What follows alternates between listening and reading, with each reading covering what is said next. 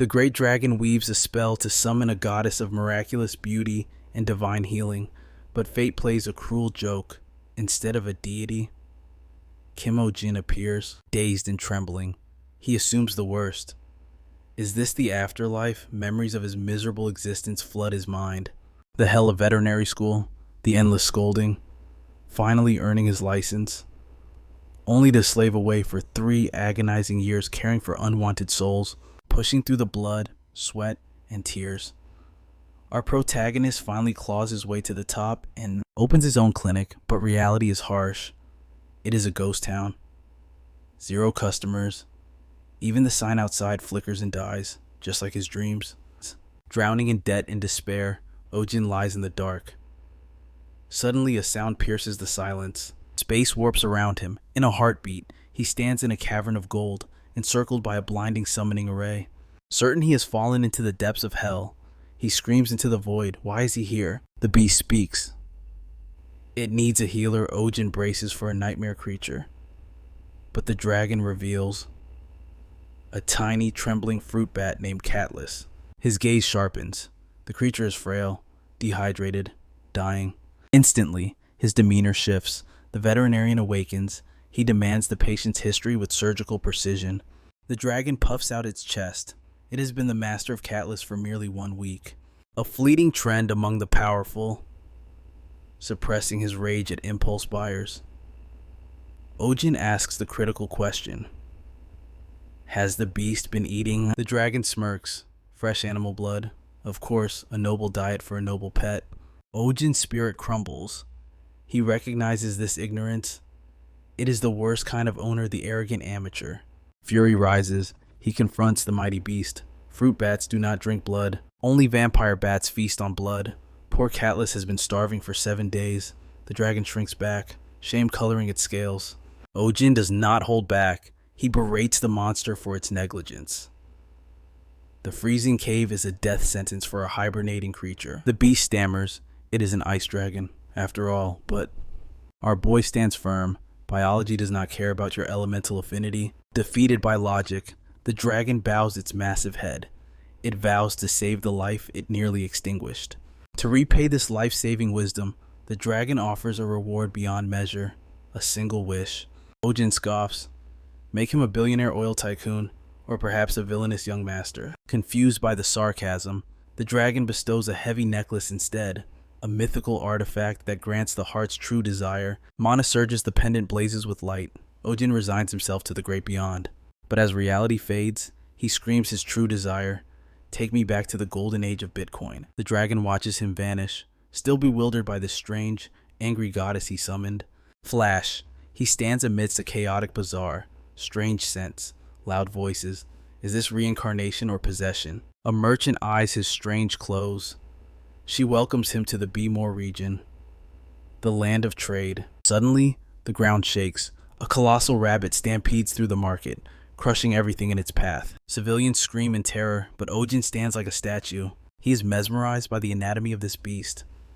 The merchant screams it is Lord Belmore's pet run. Then, he sees it. A child, paralyzed by fear, directly in the monster's path. Instinct takes over. He dashes forward, snatching the girl from the jaws of death. The beast attacks, but the pendant flares. A spectral blue leash binds the monster. The crowd gasps. Is he a grand wizard? The merchant trembles. This stranger is no ordinary traveler. Lord Belmore storms in. Enraged to see his precious pet bound, Ojin speaks the truth of the attack, but the noble turns a deaf ear. Ojin's patience snaps. He condemns the noble. Blind love is negligence. That bite could shatter a human skull. The crowd watches in awe. Someone finally stood up to the Lord. Ojin steps closer. He reads the signs. Damaged ears. Obesity. This animal is screaming in stress. Caught off guard, Belmore falters. He admits. The beast tears out its own fur in agony. Ojin delivers the verdict. This stress will kill her. The noise of the city is torture to her senses. Belmore begs for guidance. Ojin's voice is absolute freedom within the home. Stop the pampering. Tears stream down the noble's face. He was mocked for his love. But this stranger understands the soul of the beast. Humbled, Belmore signals his servant. He hands Ojin a heavy pouch. He hands over a heavy pouch of gold coins. charging Ojin with a sacred duty to check on Elizabeth from time to time. After offering a polite apology to his pet, the noble departs, while our protagonist mutters into the void that he will never set foot in this place again. But suddenly, the atmosphere shifts. The crowd erupts into cheers, praising Ojin's heroism, and the fruit seller offers a discount as tribute for saving her stall. However, when our hero admits his pockets are empty of copper, she simply points to the pouch he just received. Loosening the strings, he discovers the glint of pure gold and bites down on a coin to test its authenticity in true merchant fashion. Realizing the gold is genuine, a faint smile touches our boy's lips as he calculates that he can finally open a second clinic and wipe away his debts from the human world. Ojin faces the sea of interviewers who have gathered for the selection, half joking that he hopes even one of them possesses the skills to survive the cut. With a sharp glint in his eye, he announces the commencement of the interview, declaring it a game of life and death. For a moment, our protagonist's thoughts drift back to Lord Belmore, the benevolent patron who offered land and funds when Ojin decided to establish his roots in this realm. Thanks to that generous backing, the second branch of his veterinary clinic opened smoothly, though Lord Belmore strangely stocked the provided shop entirely with rabbit supplies. Still, our boy doesn't complain. After all, free resources are a blessing in this economy. And while his connection with Belmore is invaluable, as business consumes Ojin's days, he realizes he remains ignorant about this world, especially regarding the dragon that summoned him here. That ancient creature had promised to return him to Earth, only to abandon him in this strange, magical land. Determined to uncover the truth, our hero posts a recruitment notice outside his new shop, Animal Hospital hiring staff. He prays to the system that he finds a capable soul who can handle the dual burden of assistant and technician.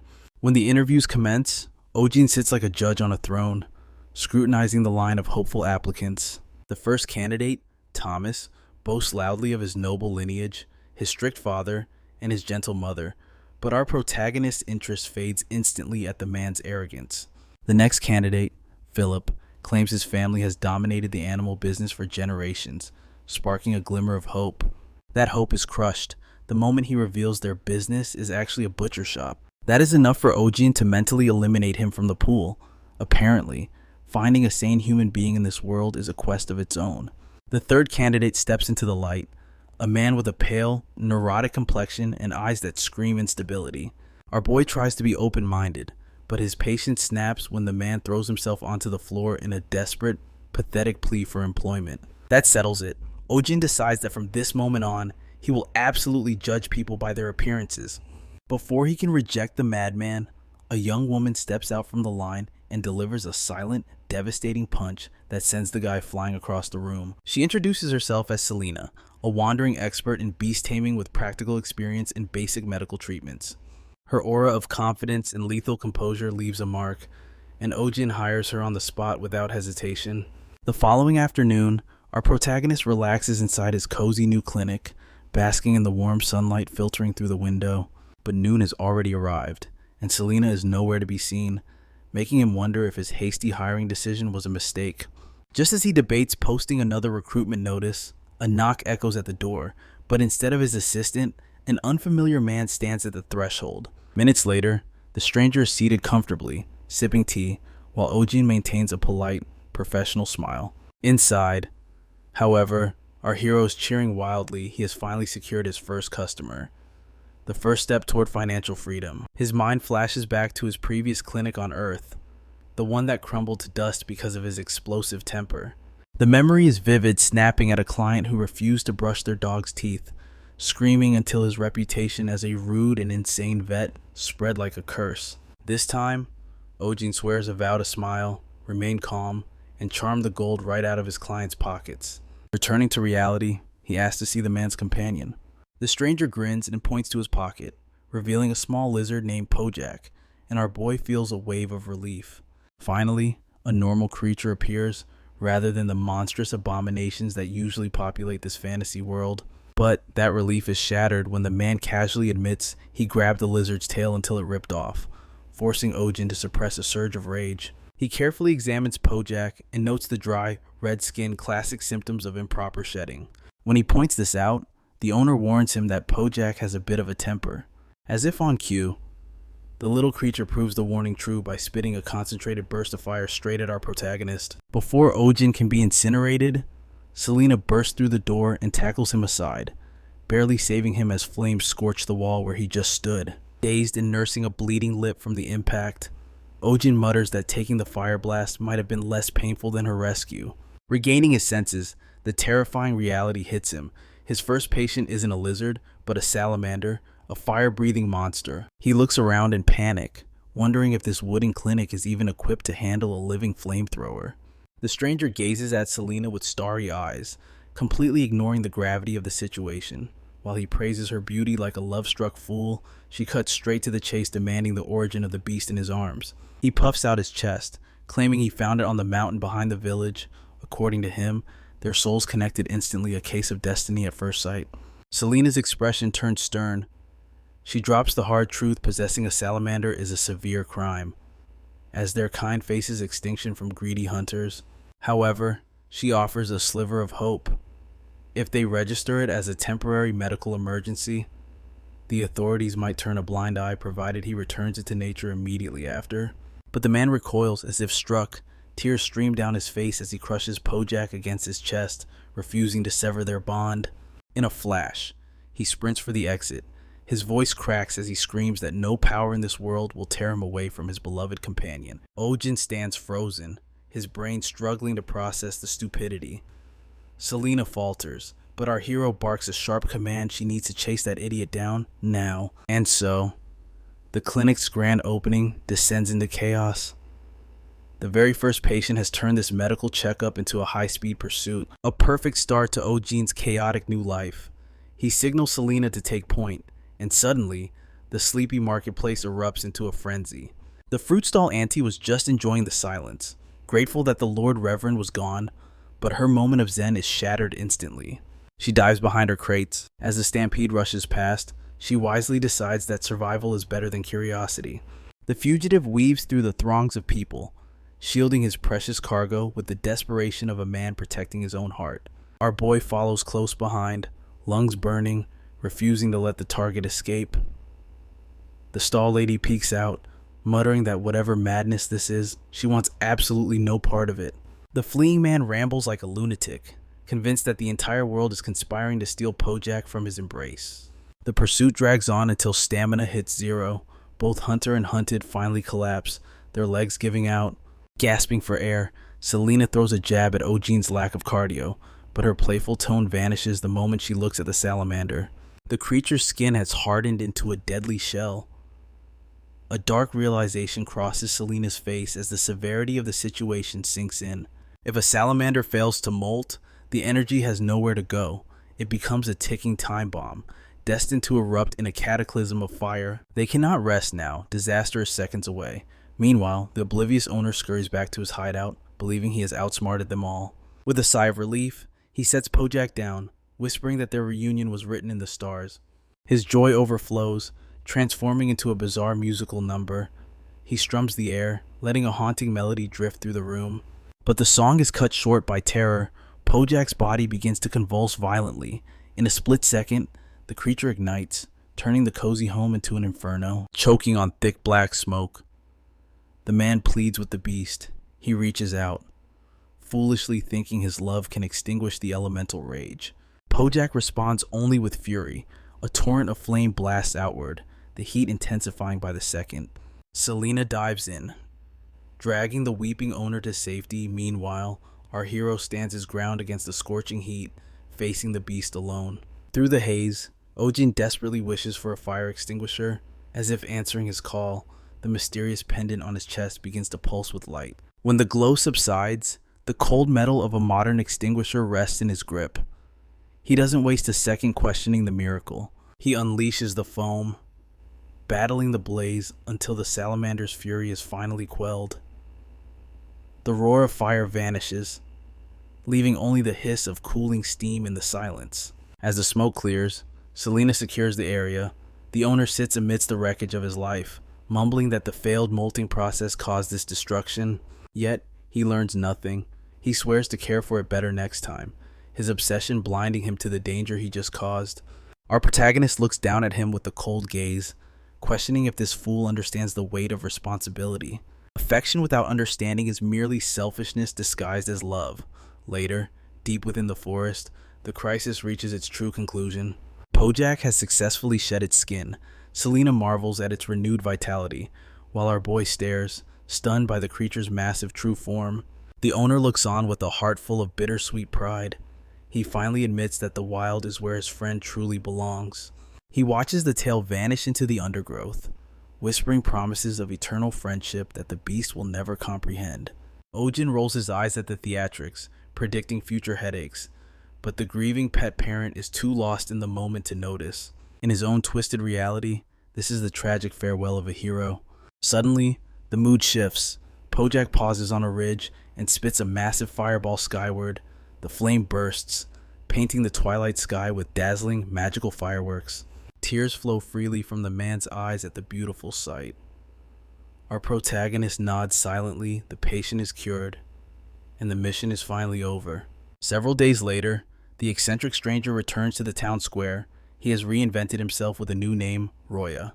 Strumming a guitar by the fountain, he draws a crowd of dancing children. His voice rings out, weaving an epic ballad about Ojin's heroic deeds. The catchy tune spreads like wildfire through the streets, bringing smiles to weary faces and lifting the town's spirit. Selena watches from the sidelines with a smirk, while our hero stands beside her trying to look annoyed, but secretly intrigued. As villagers begin clamoring to bring their own beast to the clinic, even Ojin has to admit the bard has talent, but fame always comes with a price. Outside Ojin's veterinary clinic, a massive crowd is formed, swelling until it completely barricades the entire street. Dozens of voices scream his name, demanding treatment and starved for attention. Our boy sits frozen, struck by the terrifying realization that his peaceful days are officially dead. Selena stares blankly at the endless formation of customers, muttering that submitting her resignation might be the only escape. Amidst the chaotic roar, Ojin realizes that their humble clinic has accidentally evolved into the busiest hotspot in the city. Just another typical morning in this chaotic world. The morning birds chirp ironically outside the clinic, mocking the massive queue of desperate guardians waiting at the door. He wraps up a treatment with surgical precision, dismissing the patient and advising a follow-up to monitor the recovery progress. Selena stands by his side, whispering grimly that at this intensity, he will transform into a corpse before next week, so he better stack that gold while he still breathes. Our boy summons the next patient, his mind drifting to the fact that it has only been 2 months since the grand opening, yet the second clinic is already thriving. Perhaps the morning birds brought some luck after all. The initial days were a brutal war of attrition with a flood of customers, but after seeing the revenue pile up, the chaos settled into a manageable rhythm. Suddenly, a customer pokes their head through the gap, asking with hope in their eyes if the clinic is still operating. Selena instantly shuts them down, declaring the clinic closed, but Ojin overrules her, ushering the person inside. As he treats the patient, our protagonist reflects on the fundamental truths of this new world. Outside, the waiting crowd gossips about their companions. One guardian mentions that Coco has been refusing food lately. Another points out a cat's alarming bloodshot eye. Even in this realm, dogs and cats remain humanity's closest allies, though their diseases are far more exotic. As time passes, Ojin stretches his stiff muscles, admitting that today's grind has been absolutely draining. Selena announces the arrival of the final boss, the last case of the day. Curiosity peaks. He asks for the species, and Selena reveals it is a shaman, a hunting beast turned trendy pet, known for aggression toward everyone but its master, leading to the highest abandonment rates in the kingdom. A shadow crosses our hero's face. He mutters with icy disdain that people who treat living beings as mere fashion accessories deserve to vanish from existence.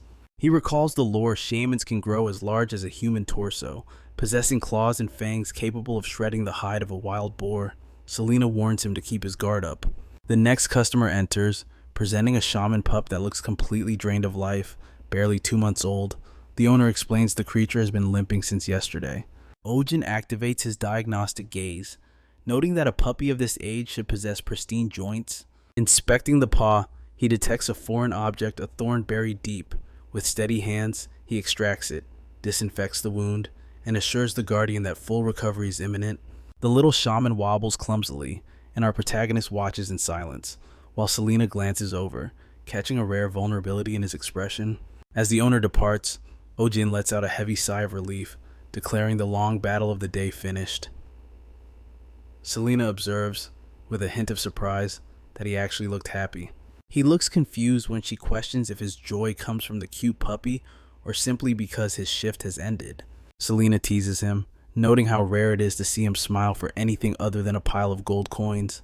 Ojin replies that today was a victory because no patient suffered a critical injury. He reveals the veterinarian's curse: the more you care, the more it hurts to see them sick, so he maintains a wall of detachment. His mind flashes back to his previous life, remembering a customer who abandoned their pet for an extra month just to extend a vacation. Our boy recalls how he lashed out at them, and realizes that from that moment on, he began scolding guardians with much more frequency. As the clinic prepares to shut down, Selena notes that the sun is rapidly disappearing. Ojin mentions the overwhelming volume of customers and urges her to hurry before total darkness falls. Suddenly, the man from the interview manifests outside, screaming for help. Ojin turns to Selena, asking calmly if her skill set includes exorcising restless spirits. She retorts that she might give it a shot, provided that physical violence actually works on ghosts. The man bursts inside, seizes our protagonist, and forcefully drags him out through the window, leaving Selena completely stunned in his wake. Moments later in the forest, Ojin lies sprawled on the ground, gasping for air, while the man apologizes profusely, claiming he didn't expect our hero to have such pathetic stamina. Ojin glares up, demanding the identity of this lunatic. Realizing he isn't an apparition, the man introduces himself as Schwein, an administrative civil servant for the territory. He explains he kidnapped our protagonist because of his legendary talent for taming the Lord's rabbit. Schwein drops the quest he needs Ojin to capture a stray dog. Ojin immediately refuses, arguing he's a doctor of medicine, not a wild animal catcher. Selena, appearing from the shadows, adds sharply that they are certainly not a rescue squad. Schwein insists they are the final hope, explaining that for 2 months, a stray beast has claimed a territory in the heart of the mountain, blocking the construction of a critical new trail. They have attempted capture, but the dog possesses supernatural speed, and construction is scheduled to commence in 48 hours. If they fail to secure the beast, the military will be deployed, and the animal will be executed on sight. Our hero falls into a heavy silence before finally asking for the target's location, clarifying that he has never captured a beast and is only agreeing to observe the situation. Schwein eagerly agrees, pointing further up the treacherous mountain path. Ojin reminds him that this is not a contract acceptance, he is merely taking a look. Selena, wearing a knowing smile, remarks that he is definitely going to end up taking the job. Arriving at the site, Schwein points a trembling finger toward the lair where the stray usually resides. Suddenly, a noise shatters the silence. From the deep shadows, a shaman steps into the light. Ojin identifies the creature instantly. Beside him, Selena remarks on the tragedy of the situation. Raising shamans is a trendy hobby, but abandonment is the inevitable result. And like all fleeting trends, most of these loyal souls are eventually discarded and forgotten. Ojin scans the creature with his analytical gaze. The beast has been surviving alone in the wilderness for nearly 2 months, its body ravaged by starvation. Without warning, an eerie sound ripples through the forest, spiking the tension, anticipating a monster ambush. Our protagonist spins around, but the shaman screeches and launches a desperate attack straight at him. Selena moves like lightning. She yanks our hero back, warning him that standing his ground is a death sentence. But Ojin remains calm, countering that turning your back on an enraged predator is the fatal mistake. Selena argues that freezing will only get them mauled, but our hero explains that fleeing will trigger its hunting instinct immediately. They need a distraction, and fast, but before he can execute a plan, the shaman abruptly freezes. The sudden stillness leaves them stunned. Our protagonist eyes the creature, calculating the reason for this anomaly. He recalls Schwein's data. This is a hunting class beast. If it were truly bloodthirsty, it would never retreat so easily. Yet, defying all logic, the shaman turns and vanishes quietly back into the tree line. Selena shakes her head, muttering that the mind of a beast is an unsolvable riddle. Schwein catches up, explaining that this creature is a notorious pest, terrorizing the nearby villagers and drawing constant complaints. Ojin processes this information, diving into his thoughts until a spark of curiosity ignites. He interrogates the details, Schwein reports that the locals paint it as a demon of the mountain, a danger that must be captured or killed. The protagonist weighs these accusations carefully. Then he asks the million-dollar question, has anyone actually bled? Schwein opens his mouth to confirm, but then hesitates. The truth is, there have been 0 casualties. Turning to Selena, Ojin brings up the ancient lore of a shaman's loyalty. Does she believe that bond still exists? When she confirms it, Ojin's eyes sharpen. The final piece of the puzzle has just snapped into place. By dawn the next day, Ojin and Selena are marching toward the village at the foot of the mountain. The mission has changed. It is no longer a hunt. It is an investigation into the truth. Our hero is now tracking the dog's former master, knowing that the past holds the key to taming the beast. Though time is running out, he knows that cheap tricks and food bait will be useless. That starving frame isn't driven by hunger, but by an ironclad will. As they walk, Ojin pieces together the emotional reality. He recalls the cruelest command of all, wait here. A promise of return that becomes an eternal lie. That mix of absolute loyalty and devastating betrayal is exactly what is tormenting the creature. Ojin knows the darkness of human nature all too well. He knows how easily people abandon those who trust them. And that realization lights a cold, silent fury in his chest. He makes a vow. He will drag the owner out and force them to witness the living nightmare their abandonment has created. As they question the village, a disturbing pattern begins to form. One local claims a woman named Gabrielle's husband lost his livelihood because of the beast. Parents speak in hushed tones, forbidding their children from the forest, while the kids whisper legends of a monster. An elder rambles about financial loss from years ago, his words senile and disjointed. But the consensus is undeniable. The entire village hates the stray with a burning passion. Exhausted by the lies and fear, our duo regroups in a quiet alley. Ojin sees through the noise. He suspects the owner was never part of this village to begin with. Selena agrees. The hostility is too uniform. The master must have been an outsider. Suddenly, a woman with flowing hair intervenes. She knows the truth. They are looking for a man named Jake. She beckons them to follow, leading the way to a secluded residence. The house stands isolated, swallowed by the forest. Jake was a hermit, a ghost to the villagers. When they finally arrive at the humble wooden cabin, she stops beside a fresh grave. The heartbreaking truth is revealed. Jake died in a landslide 2 months ago. The truth is finally revealed. She explains that the man had no kin to bury him. She handled the funeral rites herself.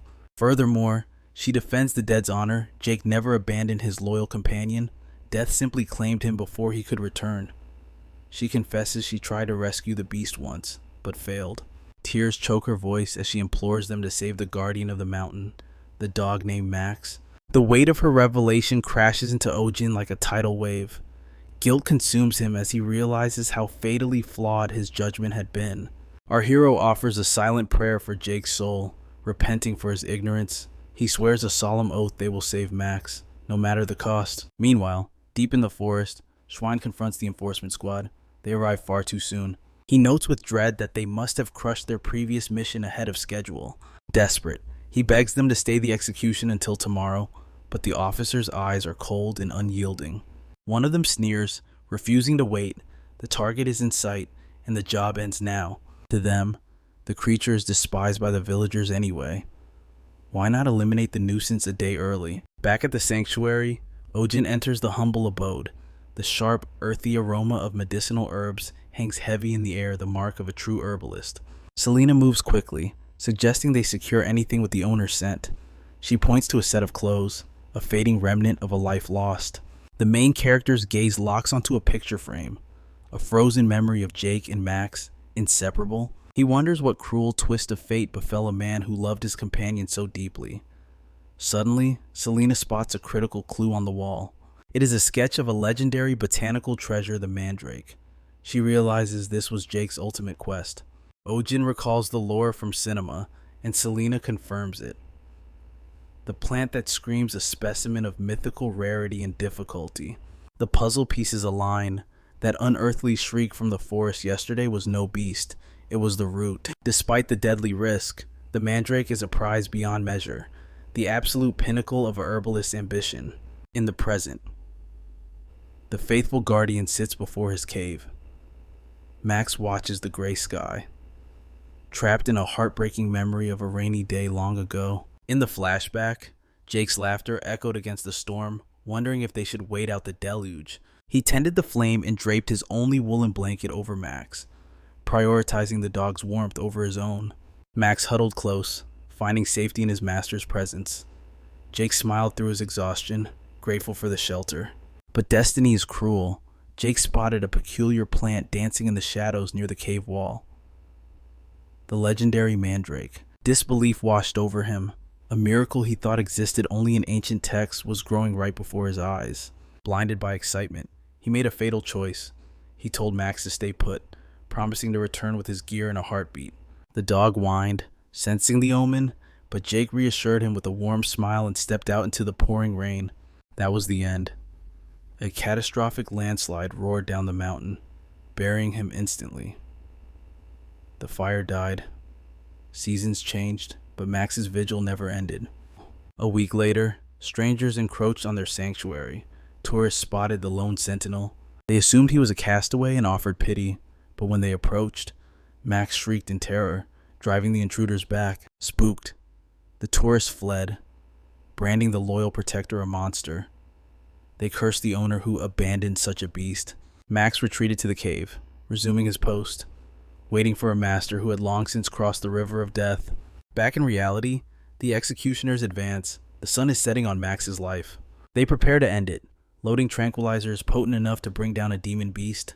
Schwein throws himself in the way. He pleads for just 1 hour, revealing he has hired a specialist to save the animal. He argues passionately. Max is no monster. He is simply a soul with a tragic story. The officer remains unmoved like a statue of ice. We don't listen to stories. We eliminate threats. The gun is raised. The trigger finger tightens. Max trembles, accepting his fate until Ojin and Selena burst onto the scene. Selena shields the innocent life. At that critical moment, Max's vision blurs, and he sees a phantom of his owner smiling gently. The spirit seems to speak, telling him the wait is over. I've come to get you, buddy. Overcome with pure joy, Max steps forward, his tail wagging for the first time in an eternity. Our protagonist approaches, his aura gentle and commanding. He admits the hard truth softly. I am not him. But it is time to go home. As the rescue concludes, a heavy darkness falls over the forest. Elsewhere, a deer flees in mortal terror. A predator with glowing yellow eyes stalks the night. Its blood-curdling shriek rips through the trees, shattering the silence. The next morning brings chaos to Ojin's clinic. A customer kicks down the door, screaming for salvation. Our hero, Yao, looks down in disbelief. It's a panda, and the creature is so incredibly round, it defies the laws of physics. He stares in utter disbelief, while the owner insists the panda is starving. Only 7 meals a day. Ojin sighs, the weight of a headache forming. He warns them gravely any more weight loss, and the beast will face a fatal crisis. The owner is paralyzed by shock, refusing to accept reality, but our boy has no time for delusions. Next patient. Schwinn enters, his signature courteous smile in place. Seeing him triggers a memory for Ojin Max, the loyal dog from the mountain. Max, the faithful soul who guarded his master's grave for endless days, unable to move on. He refused to accept Jake's passing, pitied by the entire village, until Schwinn's kindness finally pierced through his grief. When Ojin asks if tragedy has struck Max again, Schwinn shakes his head. Instead, he pulls a mysterious mandrake from his bag. Selena's sharp eyes catch an anomaly instantly. The root sits arrogantly above the soil, defying the very nature of mandrakes, which usually crave the dark earth. Schwinn explains the origin. Before his death, Jake found this creature and kept it as a final memento. But replanting it was a nightmare.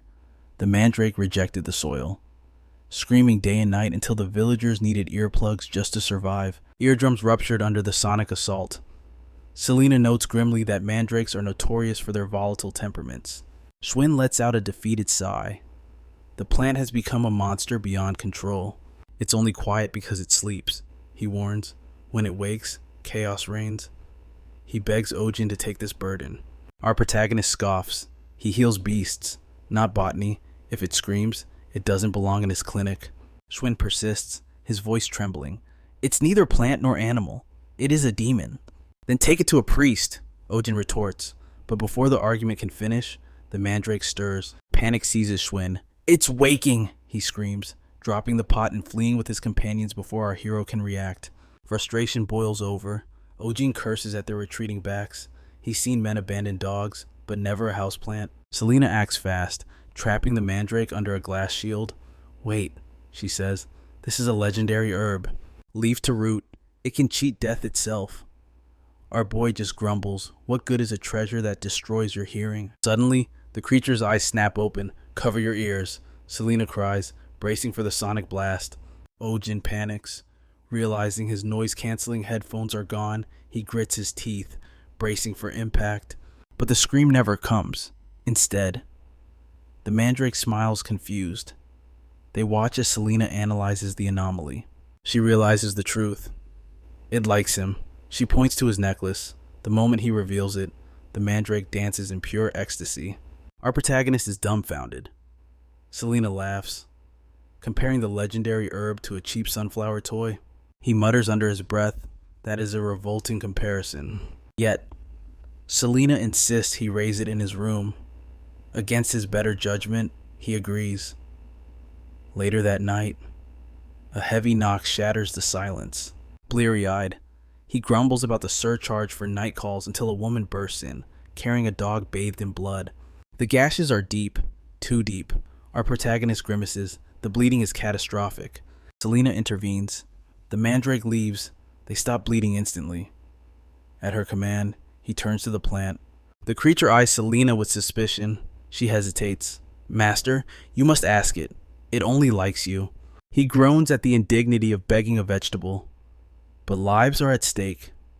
As he asks, the mandrake beams, dancing and humming a happy tune. Baffled but grateful, our boy plucks a leaf. The effect is instant. The bleeding halts. The dog is saved. The woman weeps tears of relief. Our protagonist stifles a yawn, orders a follow-up, and drags himself back to sleep. 30 minutes later, another urgent pounding on the door destroys his peace.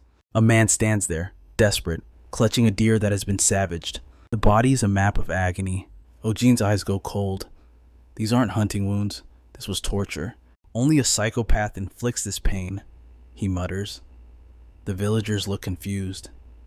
Is it a monster, they ask? A little girl whispers the chilling truth. It's Baron Doyle's pet wolf. He does it for amusement.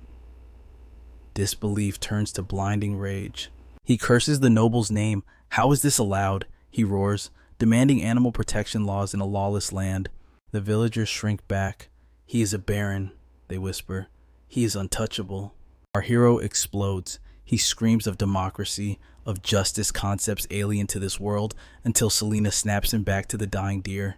1 week passes. Suddenly, chaos erupts at the clinic's doorstep. A massive crowd swarms the building, their voices uniting in a desperate plea for the doctor's help, pushed past his breaking point. Ojin's patience finally snaps. He joins the chaotic uproar, his voice thundering for a violent revolution against the ruling class. Leading the furious mob like a general of the people, our boy marches straight for Doyle's mansion. They chant for justice and blood, until the Baron's elite guards block their path. The guards demand the ringleader, or Ojin steps forward, his eyes sharp as he gauges their terrifying speed, and fearlessly declares his name to the enemy. But then, the impossible happens. Instead of drawing swords, the guards bow with deep respect and escort him into the castle like a VIP guest. Inside the grand hall, the source of the trouble is revealed. A massive blood-fanged wolf lies broken on the floor, its life force fading rapidly. Beside the beast stands Baron Doyle, stripped of all arrogance. He begs Ojin desperately, promising any treasure in the world if he can just save his beloved companion. Our hero and Selena freeze in their tracks. They are staring at the very predator that terrorized the village, now reduced to a whimpering patient. 1 week later, the atmosphere shifts again. The villagers gather in hushed tones, speaking of a new magical horror lurking in the western forest. Dark rumors spread like wildfire. They say the wolf is dead, replaced by a man-eating behemoth that craves human flesh after devouring the wildlife. Terror grips the hearts of the people. Some scream that the village is doomed, packing their bags to flee to the lower settlements before the slaughter begins. But others cling to hope, claiming Baron Doyle has already launched a grand subjugation crusade to crush the threat. They speak of a colossal trap laid in the woods and soldiers patrolling the darkness without rest. The villagers praise the Baron as their iron shield, convinced they are safe under his benevolent protection. However, Our hero listens to their praise with a cynical gaze, knowing the dark truth behind the noble's facade. He recalls the pitiful sight of the Baron weeping like a child, ordering his men to catch the monster that scratched his pet, while servants scrambled to cover up the mess. To Ojin, this reeks of media manipulation straight from modern Earth. Selena stands by his side, sensing the cold calculation in his eyes. Our protagonist pieces the puzzle together. The injured animals came from the eastern forest, yet the incident with the Baron's wolf occurred deep in the west. Despite this glaring contradiction, the narrative continues to twist. The Baron's forces are obsessed with the western woods, completely ignoring the real danger zone in the east. Selena nods, sensing the conspiracy. No villager dares to tread in the western forest, a cursed land rumored to be haunted by restless spirits. Suddenly, their grim discussion is interrupted. A craftsman from the workshop arrives, announcing that Ojin's special order, the syringes, is finally complete. These are masterpieces of mouth-blown reinforced glass, infused with albarium powder to withstand intense heat and shock. Our protagonist inspects the tools, his eyes widening. The craftsmanship is god tier. He marvels that such advanced technology was created by hand in this primitive world. The craftsman wipes sweat from his brow, admitting the process was hellish and insisting he can never replicate it again. Ojin silences him with a heavy bag of gold, securing a long-term partnership. Slowly but surely, the clinic is evolving with high-level equipment. Renovations kick into high gear. Selena surveys the new layout, shocked by the efficient, modern design that defies this world's standards. Our boy smirks, thinking that this finally resembles a true sanctuary of healing. Just then, a man arrives carrying bundles of mysterious herbs. He reveals a treasure trove of medicinal plants. Some induce deep slumber, while others soothe agony or suppress violent coughing fits. But one herb catches Ojin's eye, a plant with potent antiseptic properties. He stares in disbelief. The potential here is limitless. Rumors say these herbs can cure even fatal diseases. Ojin mutters that such miraculous ingredients don't even exist in his original world. Selena rolls her eyes at his skepticism, but chaos erupts. A girl bursts in, screaming for Ojin to hurry. The monster has finally been captured. Deep in the forest, the tension is suffocating. Soldiers, vicious hounds, and Baron Doyle encircle a shattered trap. A low growl echoes through the trees. The soldiers tighten their formation, claiming the beast is cornered and ready to kill. As our hero steps into the circle, the monster's shadow looms, only to reveal a tiny, angry kitten hissing at the army. A heavy, awkward silence descends upon the forest. The soldiers hesitate, seeing only a stray cat, but the Baron loses his mind. He screams that this is the vile beast that traumatized his wolf, pointing to its tiny claws as proof of its demonic nature. Ojin realizes with horror that they aren't joking. The soldiers cast a heavy net over the helpless creature. The kitten cries out in distress as the Baron laughs like a maniac, ordering it to be incinerated. Our protagonist protests, but the tyrant demands a public execution by fire. Watching the trembling animal, a memory from Earth crashes into Ojin's mind. He remembers a man bringing a battered stray to his clinic, a victim of senseless human cruelty in the shopping district. Ojin's blood boils in his eyes. Those who abuse the weak are not humans. They are demons worthy of the deepest hell. Back in reality, the cat shreds through the net. Panic erupts as the soldiers scramble, but our boy's mind is already racing with a plan. He suddenly roars for everyone to cover their mouths and noses. With dramatic flair, he points a trembling finger at the cat's forehead. A scar shaped like the letter M glows faintly. Ojin's voice drops to a terrifying whisper as he declares it the mark of Gona, the harbinger of the great pandemic. He proclaims the cat is no mere animal, but a great demon of plague. The embodiment of death itself has arrived. It began as a plague among the rats, but then a predator devoured the infected, absorbing the dark magic and evolving into a living calamity. According to our protagonist, this small creature is the epicenter of the coming apocalypse. If the contagion spreads, he warns that half of humanity will be wiped from existence. The mob, already thirsting for the cat's blood, listens in disbelief. Even the soldiers scoff at such a wild claim. Baron Doyle steps forward, his eyes narrowing as he pressures our hero for the absolute truth. Yet Ojin stands immovable like a mountain.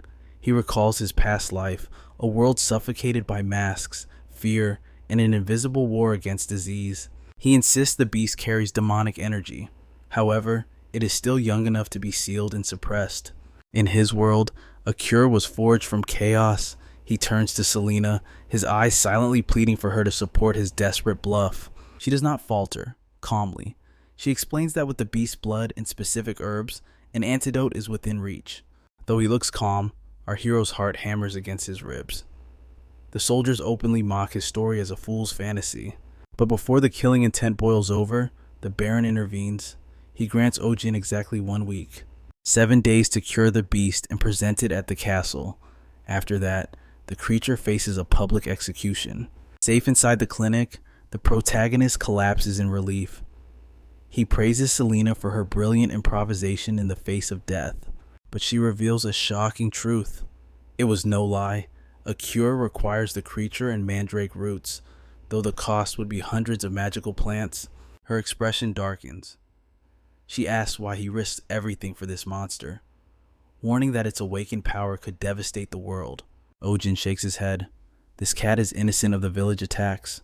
He reveals the medical records. The wounds on the victims are massive, far too large for this small feline to inflict. The attack pattern belongs to a different predator entirely. Realization strikes Selena like a lightning bolt. Magma. The Baron's ferocious wolf. The cat was merely fighting for its life against the true beast. Our protagonist nods grimly. But why would the Baron, who covered up his wolf's crimes, suddenly demand a public hunt for a scapegoat? His intuition screams that the hunt is a facade. The cat was the target all along. Selena connects the dots.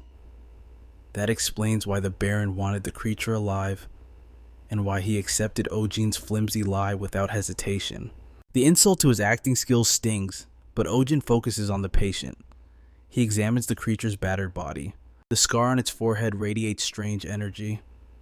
Old wounds cover its legs, a map of years of torture and survival. Fire ignites in his eyes. He vows to uncover the hell this creature has endured. Selena watches him, her perspective shifting.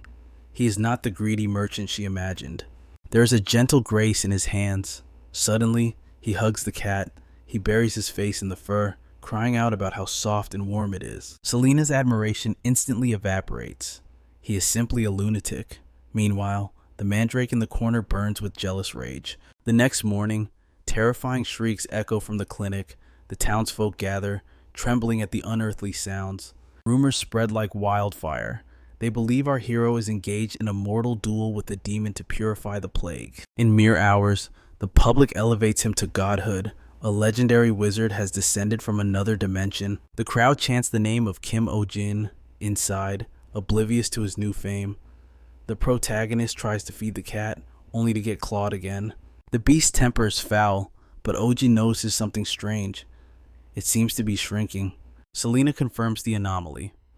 Its mass has dropped significantly over 3 days, likely shedding its demonic aura. Ojin shakes his head.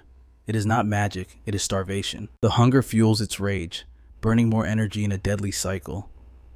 He wishes for a Kororo, and suddenly, pain seizes his chest. The dragon's necklace awakens. Divine light coalesces, forming the legendary chocolate snack from thin air. The treat shoots into the cat's mouth. Instantly, the beast begins to chew with pure bliss. Relieved, Ojin feeds the creature with the affection of a doting parent. Selena watches, questioning reality. As it eats, the scar on its forehead begins to shine. Selena freezes as the ancient legends flood her memory. This is no ordinary cat. It is the Monoceros, the horned lion that ruled the era when dragons vanished and mana flooded the earth. They were worshipped as gods. Their horns brought rain to deserts and turned despair into hope. Their hearts were engines of infinite mana. The horn was the divine lightning rod that channeled their power to the world. But they were untouchable beings. To lay a hand on one meant certain death. When the great mana famine struck, their glory faded. To survive, these majestic beasts were forced to shrink and hide in the shadows. Even in their weakest state, their divine pride remained unbroken. Mortals could never hope to tame them. Only one power held sway over their wild hearts, the spirit of healing. Back at the clinic, a small victory unfolds. The little beast finally relieves itself. Relieved, Ojin praises the creature, feeding it a treat known as choro. Watching from the shadows, Selena narrows her eyes. She questions the wisdom of tempting such a monster with that demonic snack. Under the cover of night at Baron Doyle's estate, a spy delivers a shocking report. The beast eats obediently. Our main character cradles the monster as if it were a mere human child. Baron Doyle listens, skepticism etched on his face, while his soldiers kneel in trembling reverence. Their voices shake with fear. They whisper of the line of the devil and the prophesied plague, warning that this is no ordinary beast. History's clear, no human has ever tamed a Monocaros, not even one stripped of its strength. In the worst-case scenario, the mana within them corrupts into a deadly poison. They become living, breathing time bombs. A single explosion of their power could drag an entire nation into ruin. Unsettled, Baron Doyle recalls Ojin's ominous warning about a plague that once devoured his world, a war humanity fought for years. He remembers the legends Monocaros reject all human offerings. A realization strikes him. Does our protagonist possess knowledge that the rest of the world has lost? The sun rises on a bustling clinic. The new assistant, Pio, takes charge of the reception, calling for the next patient with practiced ease. The atmosphere is vibrant and orderly, the perfect picture of a healing sanctuary. But chaos brews nearby. Selena scolds a rowdy patient whose beast refuses to settle down.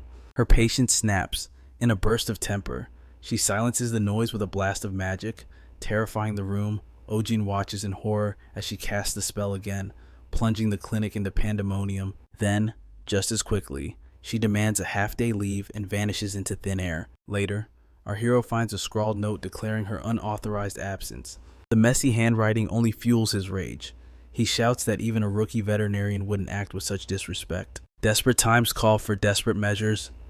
He summons Pio, a nearby acquaintance, to fill the void. To his shock, Pio is a revelation. She handles clients, hauls supplies, and maintains order with a cheerful diligence that borders on perfection. Her work ethic is so impressive that our hero begins to plot he needs her on the permanent team. But amidst the hustle, Ojin senses a disturbance. The clinic, usually a symphony of animal sounds, falls into an eerie silence. The mystery unravels the next morning when a familiar patient returns. It is Ping Ping, the hamster. Ojin stares, his jaw on the floor. The creature that once weighed barely half a kilogram has mutated.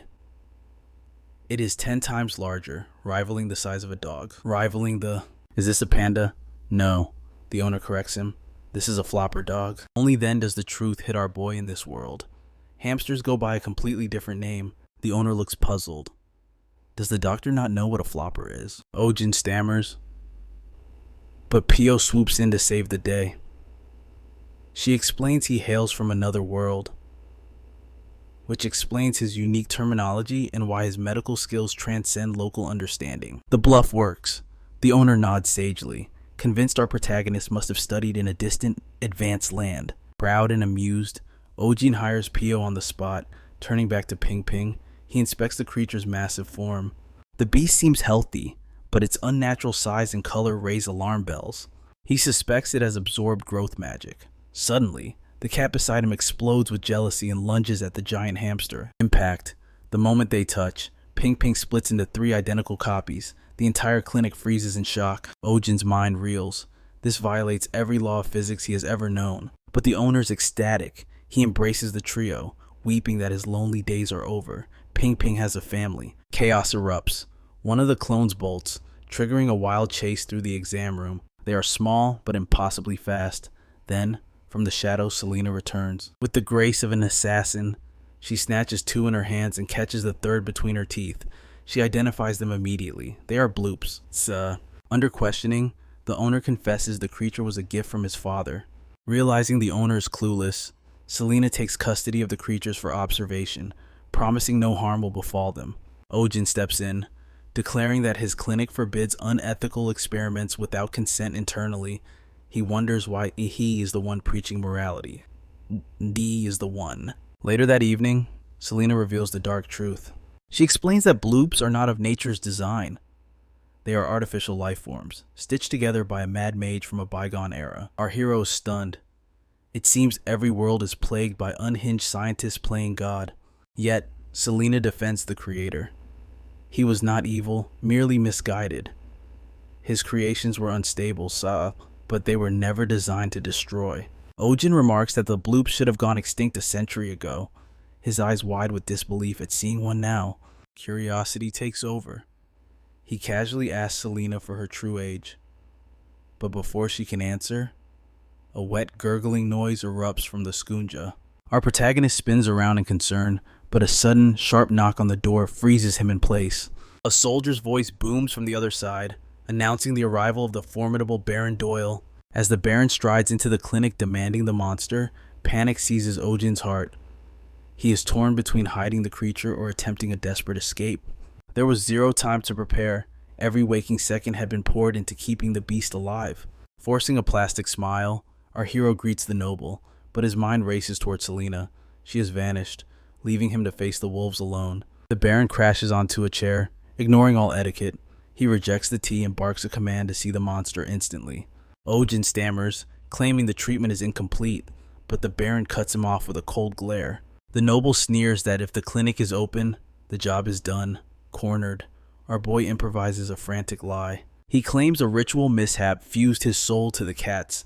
A mysterious imprint now binds their fates together eternally. The Baron's henchmen exchange looks of pure skepticism, muttering that the healer must have lost his mind to spout such garbage. Knowing his bluff is failing, our protagonist flips the script. He demands to know about the other black cat locked in the Baron's dungeon. The accusation hits its mark. The noble flinches, his arrogant mask slipping for a split second. Ojin pushes the offensive. He accuses the Baron of planning to swap the real beast for a decoy. Enraged and defensive, the Baron denies everything. He tries to shift the blame, claiming Ojin's incompetence caused the village attacks, not Sunja. But our hero strikes back. He reveals the true culprit was the Baron's own wolf and slams a medical chart down as proof. The claw marks on the victims match the Baron's beast perfectly. A soldier snatches the evidence and shreds it to pieces, mocking him. Ojin grinds his teeth in silent fury, cursing the lack of digital backups in this primitive world. Suddenly, a thug shoves Ojin aside and marches towards Sunja's cage with ill intent. The cat hisses violently. Swiping at the intruder, Ojin's mind spirals into chaos. Summoning his steel carrier now would expose his secrets, but doing nothing could be fatal. He grips the pendant at his throat, debating whether to unleash its hidden power. But before he can choose, the door explodes open. A squad of elves storms in, led by Selena and a majestic figure with flowing white hair. The newcomer's voice commands absolute obedience. The Baron freezes, instantly recognizing the symbol of the world tree on the man's forehead. It is Kalian, the head of the Supreme Inspection Agency and the legendary guardian of the Atherin Order. The Baron stammers a greeting, trying to hide his terror behind a sarcastic quip about such a holy figure visiting a dirty clinic. Ojin bristles at the insult, but wisely bites his tongue. Kalian ignores the jab, declaring they have come for the endangered divine beast. Our hero is starstruck. The elf looks like a movie star brought to life. Suddenly, Selena's disappearance makes perfect sense. As she hands the cage to Kalian, the truth hits Ojin like a lightning bolt. Her pointed ears were never a costume. Selena is an elf. She warns her commander to be cautious, for the beast is wild.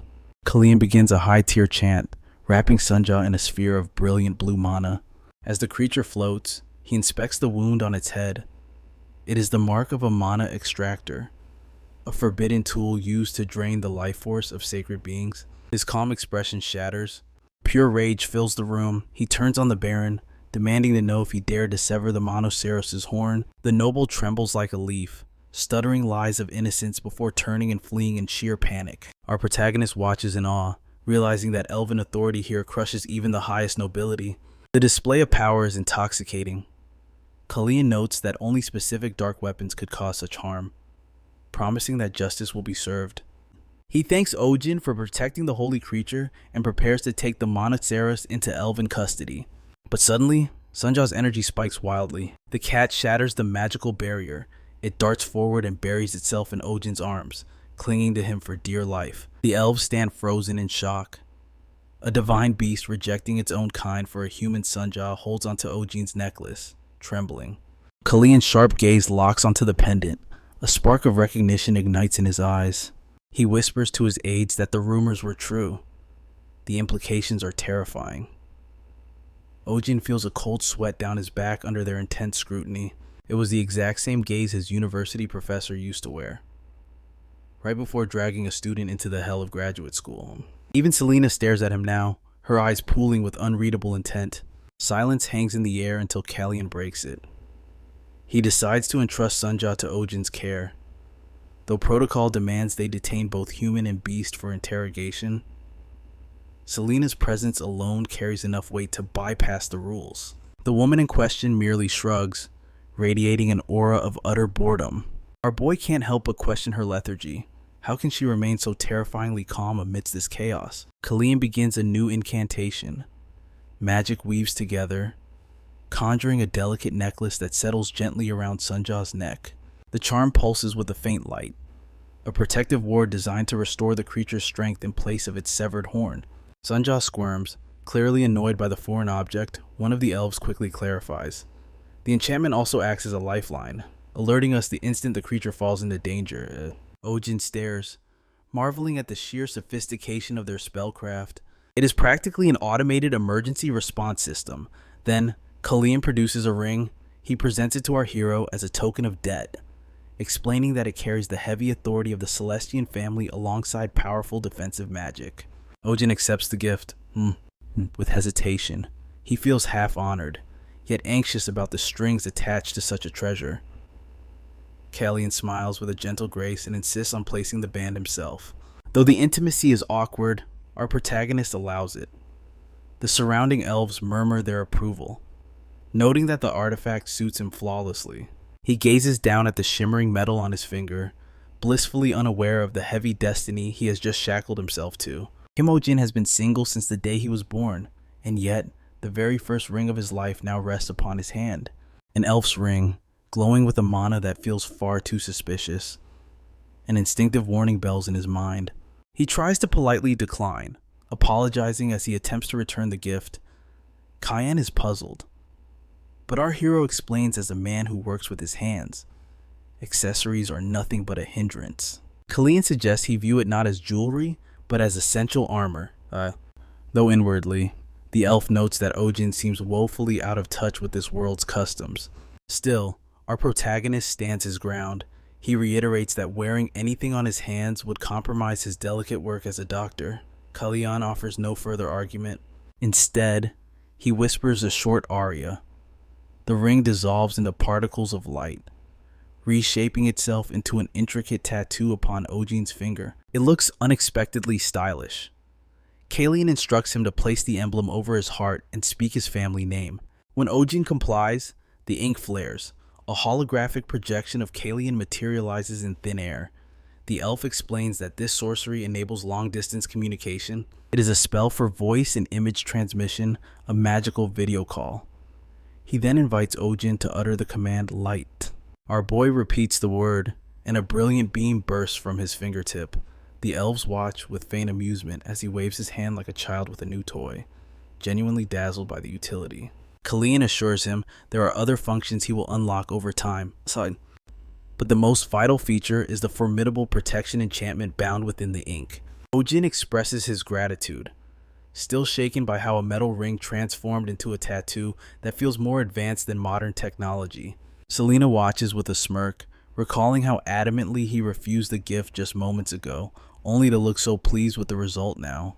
Kalyan's gaze shifts to the necklace hanging around our protagonist's neck, and curiosity sharpens his expression. When Ojin casually mentions it came from a dragon, the elves are thunderstruck. Dragons are a myth, beings believed to have vanished from history over 1,000 years ago. He clarifies that he heard the same legends, but explains he once treated a dragon's sick pet in his capacity as a healer.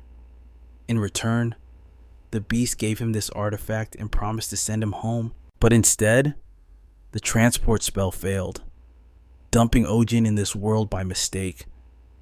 It hits him again just how deeply magic is woven into the fabric of this society. Seizing the moment, our hero asks if anyone possesses the knowledge to send him back to Earth. Before the words fully leave his lips, all three elves stare at him with trembling eyes, then drop to their knees.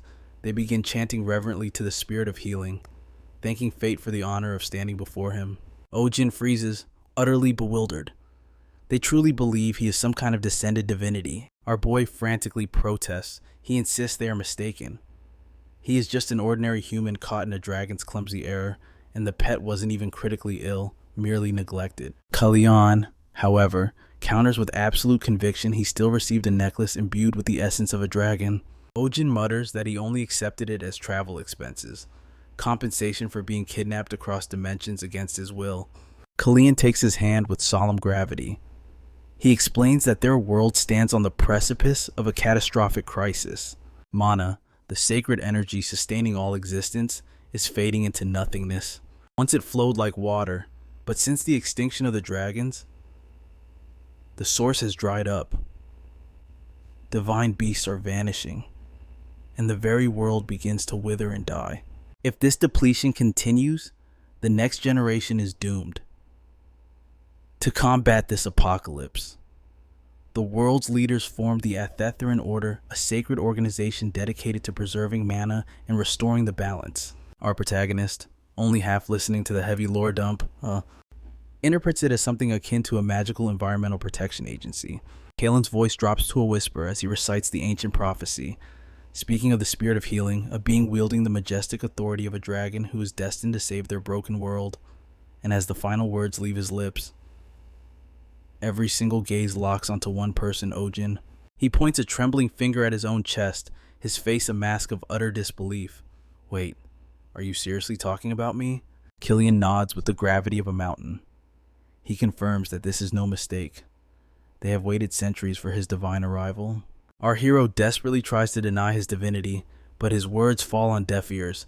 The elves are already prostrating themselves on the ground, pledging their very souls to serve the glorious spirit of healing. The noble Celestian family and the sacred VETERINARIAN Order swear eternal protection.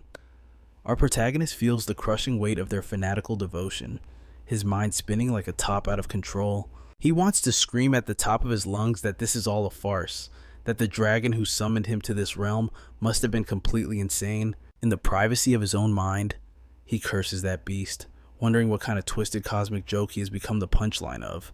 The next morning, the hysteria of divine misunderstandings fades into the background. The familiar, grounding routine of the clinic returns. A troubled customer enters, cradling a flying fish that has lost its connection to the sky. Ojin activates his diagnostic gaze, examining the creature with surgical precision. Its nutrition is perfect. The diagnosis is simple, yet cruel. It is simply the ravages of time. Despair washes over the owner's face. She pleads for a miracle, asking if there is any way to reverse the clock or help her companion soar once more. Our protagonist speaks with a gentle but firm voice. He explains that aging is the one law of nature that cannot be broken, a reality that must be accepted with grace. The owner bites her lip, hesitation warring with grief. She finally opens up, revealing that her bedridden father has held a deep love for flying fish his entire life. He once raised a whole school of them, but as illness took his strength, they faded one by one. Now, only Lumi remains a precious living memory, a proposal gift from her late mother. Decades ago, in a moment of pure romance, her father released Lumi into the obsidian night sky to ask for her mother's hand. Her glowing fins sparkled like a falling star captured for love. In that golden era, flying fish were living lanterns that danced in the heavens, prized companions that brought light to every festival and celebration. Listening to the tale, Ojin can't help but think that proposing with a fish instead of a diamond ring sounds a bit tacky.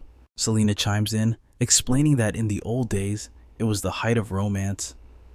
The owner offers a faint, melancholic smile, admitting that times have certainly changed. She continues her heartbreaking tale. After her mother passed, her father's spirit withered along with his health. Now, he spends his twilight days in isolation, pouring all his remaining love into this last fish. Then comes the crushing blow. Her father recently confessed that if Lumi loses her wings, his last tether to this world will snap, and he will have no reason left to live. Our boy feels the heavy sorrow behind her words. It is like watching the last autumn leaf clinging desperately to a branch against the coming winter wind. Selena, however, remains cold as ice.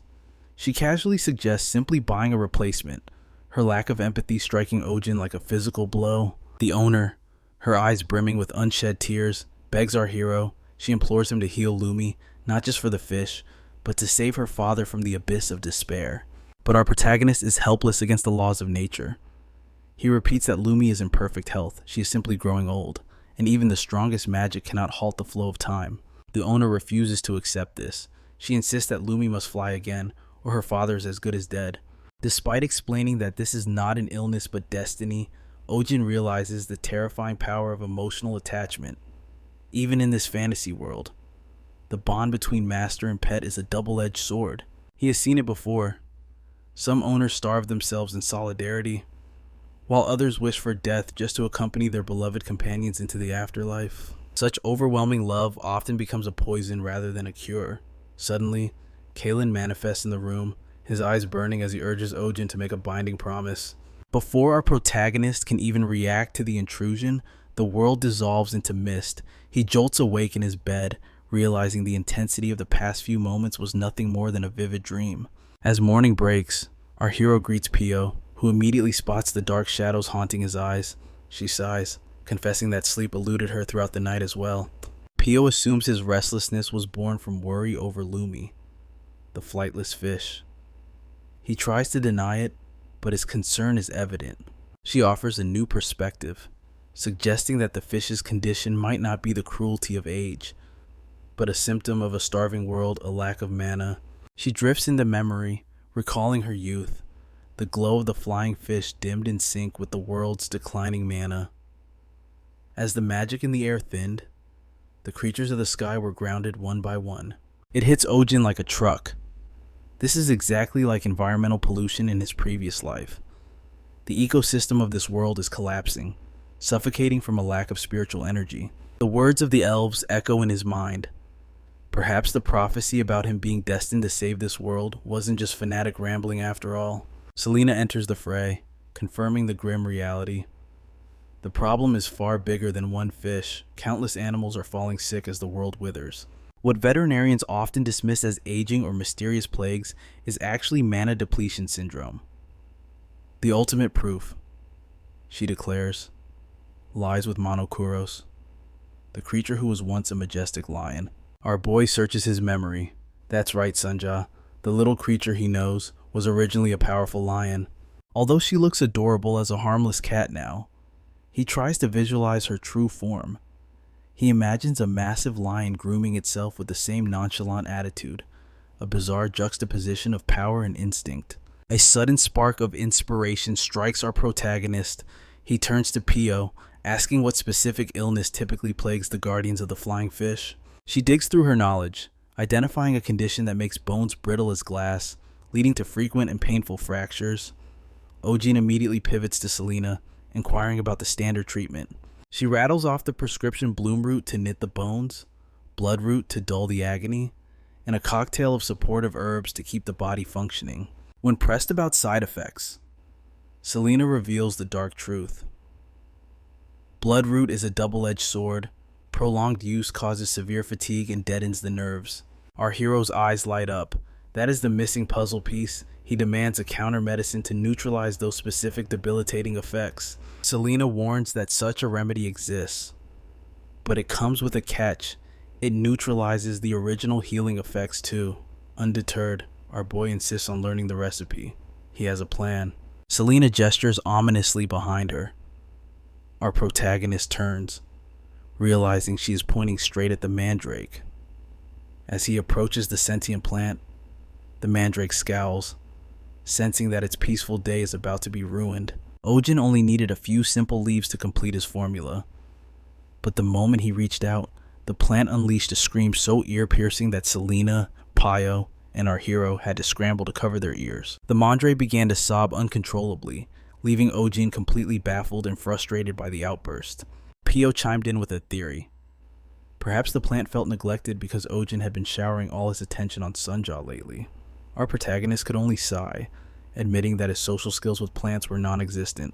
Just give it a name, Pio urged. But as Ojin hesitated, the mandrake's wails grew deafening. Defeated by the noise, he shouted the first thing that came to mind. Fine, your name is Kim Mandel. The effect was instantaneous. The crying stopped, and Kim Mandel began to dance with an unsettling amount of joy. Ojin quickly plucked 2 leaves, thinking that the flora and fauna of this world were far too affectionate for comfort. Selena watched him from the shadows, her eyes narrowing as she asked to inspect his necklace. She examined the artifact closely, but found no hidden mechanisms. However, the moment she placed it around her own neck and tried to pet Sunja and Kim Mandal, The creature snapped at her with sudden aggression. The truth was undeniable. Selena concluded that the necklace's ancient bond obeyed one master, and one master alone, Kim Ojin. She demanded to know how he activated it. Ojin explained that by focusing his mind, a tightness would form in his chest, releasing a surge of energy outward. Selena's eyes widened. That power was linked directly to his heart. Ojin added that touching the necklace drew the creatures to him, almost as if they were starving for a meal. As he fed Sunja his favorite churro, Selena saw it. A faint, ethereal light flowed from his hand. She realized with horror that our boy wasn't just feeding them snacks, he was unknowingly feeding them his own mana. The realization sent a chill down her spine. A connection like that could drain him dry. It was a beautiful but deadly bond. Just then, Pio announced that the preparation was complete. The crushed leaves had been brewed into a potent potion. She asked if another batch was needed, and our hero gave the nod. Selena remained silent, but her mind was racing a mile a minute. Everything about Kim Ojin defied logic. The boundless energy, the way nature itself bowed to his will. It was far beyond ordinary magic. For the first time, a heavy question settled in her heart. Could he truly be the one? The legendary spirit of healing foretold in the prophecies. Meanwhile, at Luriel's mansion, disaster struck. Luriel entered her father's room with his daily medicine, only to find him collapsed on the cold floor. Panic seized her as she rushed to his side. She realized he had pushed his frail body just to stand by the window for Lumi's sake. Despite his trembling limbs, the old man insisted he was fine, hiding his pain behind a brave face. Luriel scolded him, terrified that his brittle bones would shatter. But her father simply smiled largely, remarking that his time in this world was running out anyway. "Don't say that," she cried, insisting he could still recover. But the old man shook his head, believing that death comes not just from disease, but when the soul loses hope. Tears streamed down Luriel's face as she begged him to stop speaking of his own end, but his resolve was as stubborn as it was heartbreaking. Suddenly, the heavy atmosphere was shattered. Ojin burst into the room with Selena and Pio in tow, interrupting the tragic moment with an air of absolute confidence. "People don't die from fate," he declared, his voice ringing with authority. "They die from misinformation, terrible prescriptions, bad habits, and giving up too soon." Luriel and her father froze, completely startled by the sudden invasion. Our protagonist didn't waste a second. He revealed that Lumi's inability to fly wasn't due to old age at all. It was a toxic side effect of the very drugs her father had been taking. The father looked bewildered. "But I'm the one taking the medicine," he stammered. "Not the fish." Our hero stepped forward to deliver the lesson. "Flying fish keep their instincts," he explained. "They groom the ones they love. By cleaning your hair and beard, Lumi absorbed the medicinal residue through her skin. It wasn't age that grounded her, it was her devotion to him." The realization hit Luriel like a lightning bolt. She remembered all those long nights Lumi spent hovering close to her father, comforting him. The old man's jaw dropped. "So that explains it," he muttered in disbelief. "That's why my beard was always so strangely shiny." Ojin confirmed the diagnosis and flashed a set of syringes containing his custom cure. "Give it a day or two," he promised. "She will take to the skies again." Relief washed over the father, and he let out a weak laugh. "I'll shave this beard off immediately if it means saving her." Our protagonist went to work. With Pio restraining the struggling fish, Ojin injected the medicine with surgical precision. "Done," he said, wiping his brow. "This formula acts fast."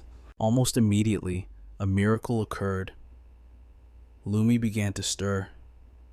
A soft glow enveloped her scales, and she lifted into the air, flying straight into the father's embrace. He gazed at the creature, tears welling in his eyes. This was no dream. One by one, the other fish began to resonate, their bodies erupting in a brilliant blue light as they ascended. The entire room was bathed in a shimmering, magical brightness as the school of fish circled above them like living stars. Luriel and her father watched in pure awe.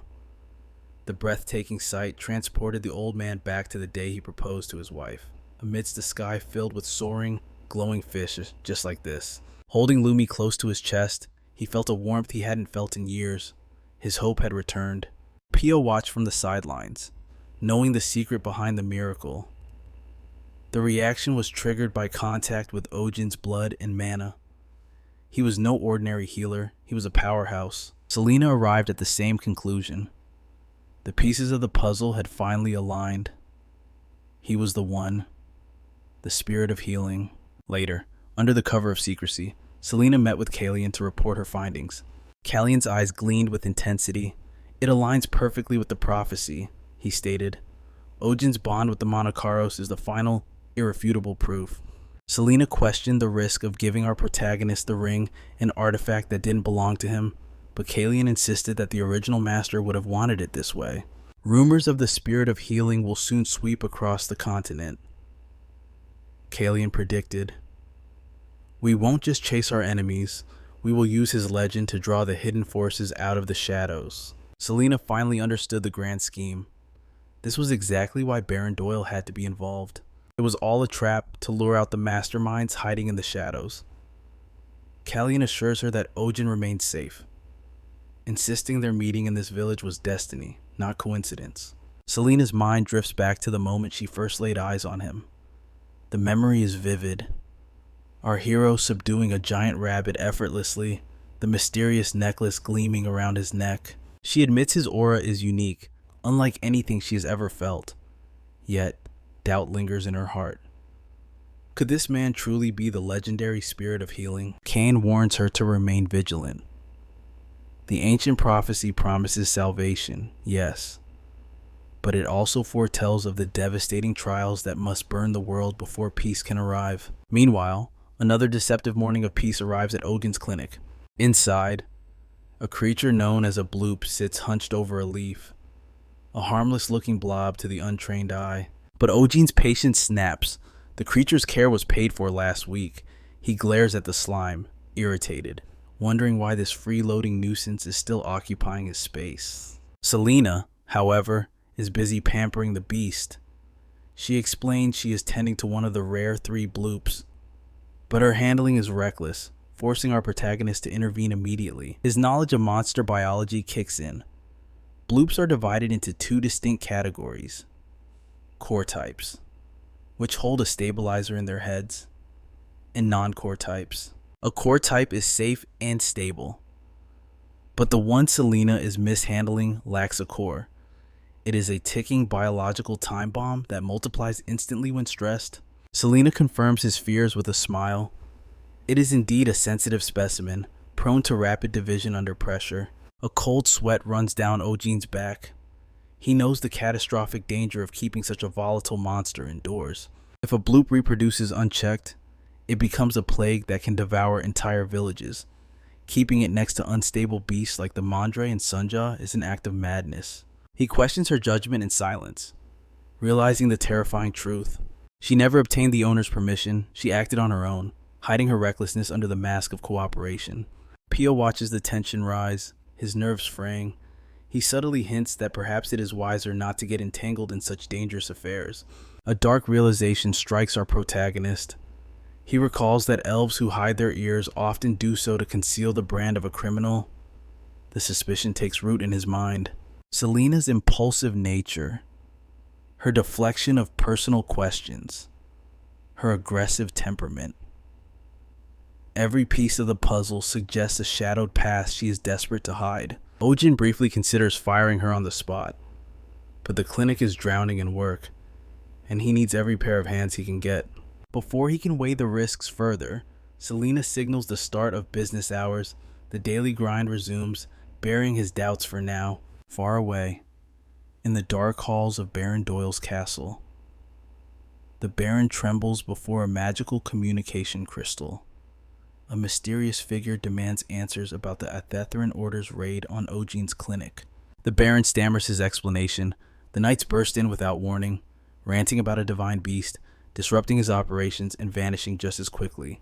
Fury radiates from the crystal. The mysterious man accuses the Baron of incompetence, fearing the Order has seized the precious Monoceros. Desperate to save his own skin, the Baron vows to recover it. He reveals he doesn't need to steal the beast, for it already resides with Kim Ojin. The shadow figure is stunned. A Monoceros coexisting with a human. Such a thing should be impossible by the laws of nature. The Baron insists the beast follows our protagonist willingly, The mysterious man issues a chilling command. Silence everyone who knows the truth. No witnesses can remain. The transmission cuts off, leaving the Baron frustrated and humiliated after the brutal scolding. He barks orders at his butler. Summon Theodore and Alex immediately. The butler hesitates, noting they are on leave after complaining about excessive overtime. Rage explodes from the Baron. He cancels their leave instantly, demanding they be dragged back to the castle. The situation is spiraling out of control. Meanwhile, in the bustling marketplace, rumors of the Athetheran Order's appearance spread like wildfire. The townsfolk whisper in awe. They saw the elite knights with their own eyes. Why would such a legendary order visit a humble countryside clinic? The word on the street is electric. They say the knights came seeking a rare divine species hidden within the village. The rumors evolve into legends. Some claim our hero is an otherworldly being. Others recount tales of him subduing mana-infused beasts and taming gods with his bare hands. Fact blends with fantasy until the entire town is buzzing with the myth of the miraculous doctor. As the sun sets, the whispers take on a reverent tone. They begin to call Ojin the spirit of healing. The ancient prophecy spoke of a woman, but the people now claim the savior is a man.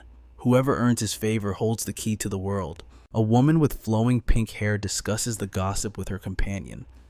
She muses that perhaps the prophecy's meaning has shifted with the arrival of this enigmatic healer. Meanwhile, in the luxurious noble district of Manhwa, Adrian arrives at his high-class clinic, expecting a crowd. Instead, he is greeted by a deafening silence. He questions the emptiness, his ego bruised. The butler delivers the crushing news. Not a single patient has arrived since dawn. Paranoia sets in. He suspects Count Downey is sabotaging him and vows revenge, but his assistant timidly suggests the truth. The clients have flocked to a new clinic in Belmont, Ojin's clinic. Adrian scoffs at the absurdity. Nobles visiting a filthy commoner's establishment, impossible. But his arrogance shatters when he learns that even Lady Marianne canceled her appointment to seek Ojin's treatment instead. Pure rage consumes him. Adrian slams his fist on the desk, the wood cracking under his fury. He orders his carriage immediately. He will crush the man who dared to humiliate him. Adrian, a man born into privilege and nobility, possessed a pride that would not tolerate a rival. He possessed genius intellect, God-given talent, and looks that could kill. Making his choice to walk the path of a humble beast healer baffle high society. Yet, his motivation was pure. He held a deep, unwavering fascination for those who poured their souls into loving their companions. A master of charisma, he soothed trembling hearts with a smile, finding a dark satisfaction in watching their anxiety melt away like snow in spring.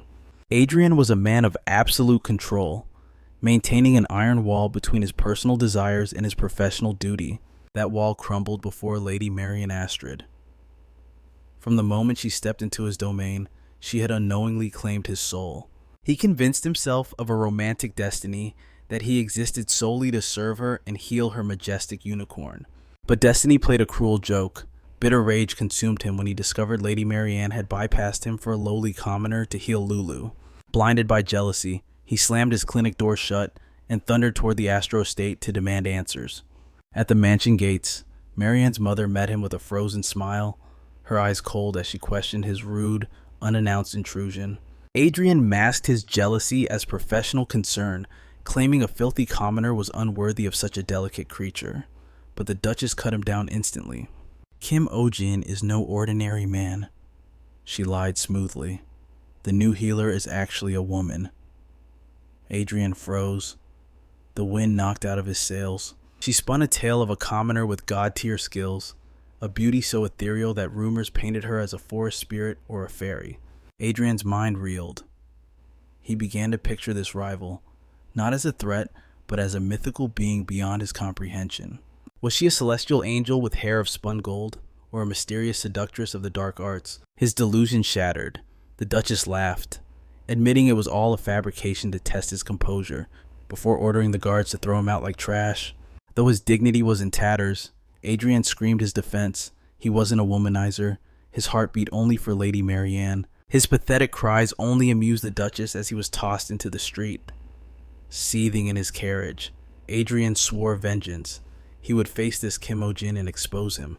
He arrogantly believed he was the supreme authority on unicorns. He knew their secrets better than anyone alive. These holy beasts judge souls by scent alone. They loathed the iron stench of blood and sweat, often trampling men who dared approach them unprepared. Only the purest scents could appease them. Adrian believed his obsessive grooming made him the chosen one. He remembered the torture of winning a unicorn's trust, bathing twice a day and dousing himself in the owner's perfume just to survive. There was no way an ignorant commoner could know this. The fool would surely reek of poverty and failure. Lulu would go berserk, and in that chaos, Adrian would step in, a savior in shining armor before Marianne's eyes. He giggled maniacally at his own genius, while his coachman sighed at the pathetic display of delusion. Arriving at Belmore, he found a commotion. A crowd buzzed with electricity, eyes glued to the magnificent beast. Smirking, Adrian prepared to watch the commoner's public execution. It was showtime. But his jaw hit the floor. Our hero sat calmly atop Lulu, the unicorn as docile as a lamb under his absolute command. The onlookers gasped in awe. Even Marianne confessed she had never seen Lulu except a rider. Adrian stood paralyzed, his reality crumbling. Reality. It's a trick, his mind screamed. Black magic. That elf woman beside him must have cast a spell. But then, the illusion broke. Lulu snapped, sinking her teeth into the elf's arm. The spell of peace was shattered in an instant. Ojin moved with lightning speed. He treated the wound and cleared the area, while whispers of fear rippled through the crowd. Refusing to accept defeat, Adrian turned to espionage. He spotted a vantage point and scrambled up a tree, channeling his academy days to spy on the enemy. Peering through the glass, he witnessed true mastery. Our boy treated the elf's wound with ancient herbs and a wrapping technique unknown to modern medicine. Adrian's eyes narrowed. A strange crest glowed faintly on Ojin's hand. Terror washed over him. He knew that symbol, the crest of House Celestian, the supreme bloodline of the High Elves. His world spun. This filthy commoner carried the mark of absolute royalty. Meanwhile, Ojin scrutinized the wound on Selena's hand. His sharp eyes caught what others missed. The saliva wasn't just a bite. It was venom. His voice dropped to a grave whisper. Fate was kind today, he murmured. Selena recalled the beast's killing intent. Such hostility from a unicorn was unnatural. Marianne bowed her head in shame, offering to pay any price for the medical bills. But our hero raised a hand, stopping her. This was our failure, he stated with humble dignity. Marianne pointed to Selena. Does she serve this clinic? Ojin nodded. She is my right hand, the master of prescriptions. Marianne accepted the answer, but her eyes wandered the room. For a man of your legendary reputation, this place is shockingly modest. Her words triggered a flashback, sending our protagonist's mind drifting to the past. He remembered the hellhole he came from, a suffocating box of noise, broken pipes, and the endless maddening cries of suffering beasts. Before Ojin can even finish his train of thought, Marianne cuts in. Her eyes shimmer with sympathy as she recounts his past struggles. Her voice drops to a tender whisper, flushed with admiration as she showers him with praise. Then, she drops a bombshell proposal. Her family could sponsor a massive clinic expansion. Ojin is left stunned. Is this just business, or a confession of the heart, or a... But the romantic tension is shattered in an instant.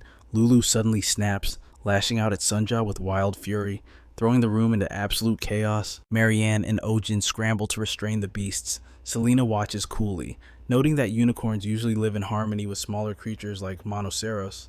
Marianne bristles instantly. She refuses to accept that Lulu is at fault, and sparks begin to fly between the noblewoman and Selena. The air fills with venomous accusations, insults about manners, bribed reservations, and the arrogance of the nobility. Pio mutters under his breath that nobles live on a different planet, earning a terrifying glare from Marianne for his trouble.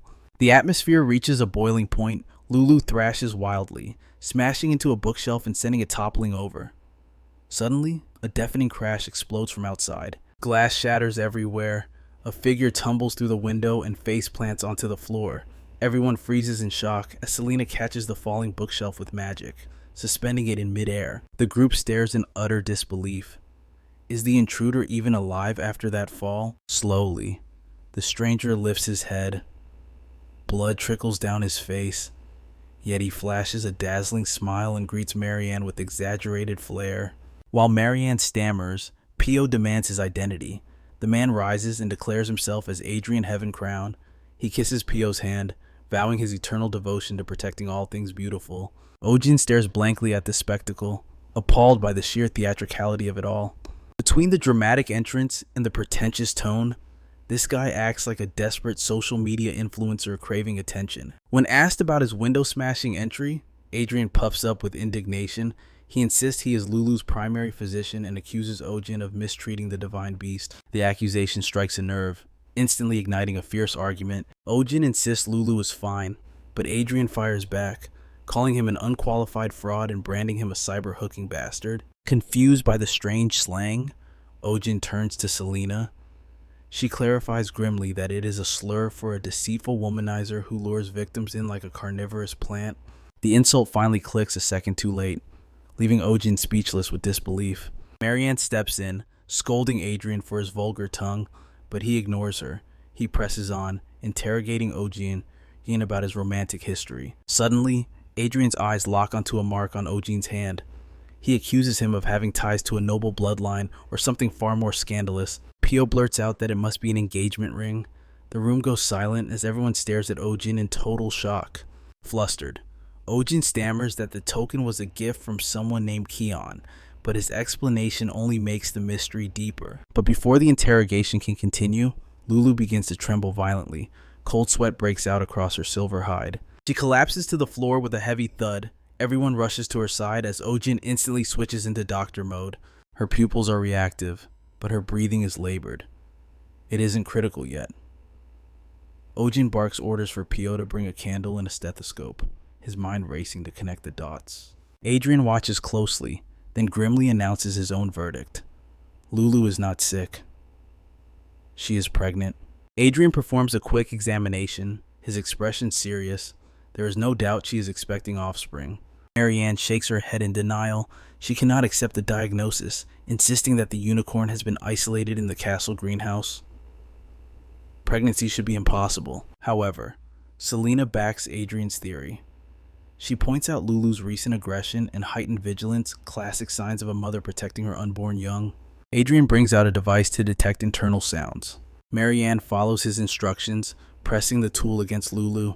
She hears the mother's heartbeat, and then a second, faster rhythm echoing from within. The truth crashes over her like a tidal wave. Overwhelmed, her knees give out, and Adrian catches her just in time. Meanwhile, Ojin calmly explains the nature of the tool, a medical instrument known as a stethoscope. Adrian is astonished by its precision. He marvels at how clearly it transmits even the faintest whispers of life from inside the body. Putting their rivalry aside, Adrian and Ojin work together. They estimate Lulu is about 4 months along. Marianne rejects the reality again. She swears on her honor that Lulu has not left the greenhouse a single time in months. Her claim only deepens the mystery. The unicorn was secluded specifically for an arranged mating with Prince Theo's prized horse, Shark. Yet, despite every precaution and lock, the evidence of life growing within her is undeniable. Lulu is rushed to the ICU. Ojin administers fluids and electrolytes via IV, fighting the dehydration caused by her severe morning sickness. The others watch in fascination, stunned by a treatment that delivers medicine directly into the blood, bypassing digestion entirely. A heavy silence settles over the room as Marianne tries to process this impossible situation. Selena finally breaks the quiet. She reasons that the arranged marriage would have failed anyway. Unicorns never choose a partner unless they find a soul truly worthy of them. Legends speak of a rare miracle where an exceptional pairing births a hybrid with a legendary golden body. Adrian proposes a bold political move: send Lulu to the palace as a supreme tribute to explain their predicament directly to His Highness. While they believed the prince would covet such a mythical beast, Selena shatters the fantasy, dismissing the idea as utterly reckless, reminding them that hybrid unicorns are mere folklore and the identity of the father remains a mystery. Adrian counters by listing the prestigious stallions raised under Lady Marianne's watchful eye, insisting one must be the culprit. Sif, admired for his lightning speed; Tara, the epitome of endurance; Dolly, the charm master and Black Thunder, a titan of strength. Marianne concedes that they cannot move a muscle until the true bloodline is identified. When Adrian volunteers to investigate, Marianne instead turns to Ojin, praying his divine medical insight can pierce the veil of truth. But Ojin refuses, coldly stating that even a stethoscope cannot decipher the secrets of genetic lineage. Adrian steps in, arguing that Ojin's sharp instincts and genuine devotion to Lulu make him the only man for the job. Selena drops a crucial hint: the answer may be closer than they think, for pregnant unicorns fall into deep despair when torn from their mates. Yet, strangely, Lulu maintained a perfect, serene composure throughout the entire journey. Retracing the timeline, Marianne realizes Lulu's agitation only exploded after they arrived. The carriage route holds the key. Down in the humble stables, Joseph tends to a lowly mongrel horse, oblivious to the storm gathering above him. The moment Lulu spots the colt, raw emotion erupts. She rushes forward, embracing the beast in a shocking display of recognition. Marianne stares in horror, her mind unable to process why a royal unicorn would pledge her soul to a common, mixed-breed peasant horse. The absurdity of the scene draws a dry remark from our hero, comparing it to a tragic opera where a noble family rejects a forbidden romance. Adrian, witnessing Lulu's desperate affection, confirms the impossible against all laws of nature. Their bond is genuine. Marianne protests that the colt is too young, but Ojin cuts through the denial, pointing out that Lulu's heart has chosen, and tearing them apart now would destroy both the mother and the unborn foal. The evidence leaves Marianne speechless, her reality crumbling as a symbol of purity and grace clings to a filthy stable horse. Upon discovering this scandalous truth, Marianne's father descends upon Joseph like a tyrant. He roars at the young man, calling it utter madness to let a lowly carriage beast defile a precious unicorn. Joseph stammers that he was ignorant of the affair, but the Count brands him a liar and a schemer seeking profit. Ignoring Joseph's desperate pleas of innocence, the Count turns a deaf ear and commands that both the boy and the beast be thrown into the dungeon, promising that judgment will be swift and merciless. The maids whisper in the shadows, lamenting the Count's cruelty toward the innocent Joseph, noting that not even kings can command the hearts of animals. The gossip shifts to the true reason Lulu was destined for the royal palace. She was a bribe to secure a victory in the cutthroat crown princess election at year's end. They discuss Marianne's ambition, noting how Lulu was their ticket to royal luxury, only for fate to bind her to a carriage horse instead. One maid snickers, remarking that the pet seems to share her owner's rebellious nature. Another hints at dark secrets shrouded around Lady Marianne, but is quickly hushed as danger looms. Suddenly, panic ensues. A maid bursts in with terrifying news. Lulu is coughing up blood. Marianne rushes to Lulu's side, her heart pounding as she demands a status report. The maid reports that morning sickness has made eating impossible, and now the stress is causing internal hemorrhage. Selena's warning was real. The separation from her soulmate has sent the pregnant unicorn into a critical state of shock. The maid warns with trembling lips that if this continues, they will lose both the mother and the blessing within her. Marianne demands Ojin's presence, but the maid reveals the despairing truth: he is too far away to save them in time. With steel in her eyes, Marianne takes command, ordering them to bring the mongrel horse to Lulu immediately. The handler drags the beast forward while the maids gag at the stench, complaining that prison filth is no state for a distinct guest. The handler insists that survival outweighs hygiene. Marianne silences their insolence and orders the beast inside. Instantly, Lulu rushes to him, pressing her body against his in pure relief. Marianne calls for warm water, declaring she will wash the filth away herself. The maids gasp in shock, but she ignores them, ordering soup for the unicorn. As she scrubs the horse with her own noble hands, she scoffs internally at the heartless beast. Yet, a pang of sorrow hits her, as the scene unearths buried memories of her own parents crushing her love for a merchant son. Marianne gazes at the creature, lost in thought. She reflects that Lulu could have lived in a palace of gold, but wonders if this simple, unburdened happiness is what her soul truly craved. Just then, the atmosphere shifts. Our protagonist makes his entrance. He begins treating Lulu with practiced hands, imparting a profound truth. In nature, there are no kings or peasants. To Lulu, she is no better than a common horse. Hierarchy is a human delusion. Skillfully setting up an IV for the creature, he reassures Marianne, the most potent medicine isn't magic, but simply being beside the one she cherishes. As he administers the remedy, his expression remains serious. This treatment will hold the line for now, but it is merely a bandage on a deeper wound. The true cure is absolute Lulu, and her partner must never be parted. The realization settles heavily in Marianne's heart, and she quietly nods in agreement. Our doctor prepares to depart. A mountain of patients awaits him at the clinic, along with an assistant whose capacity for empathy he silently questions.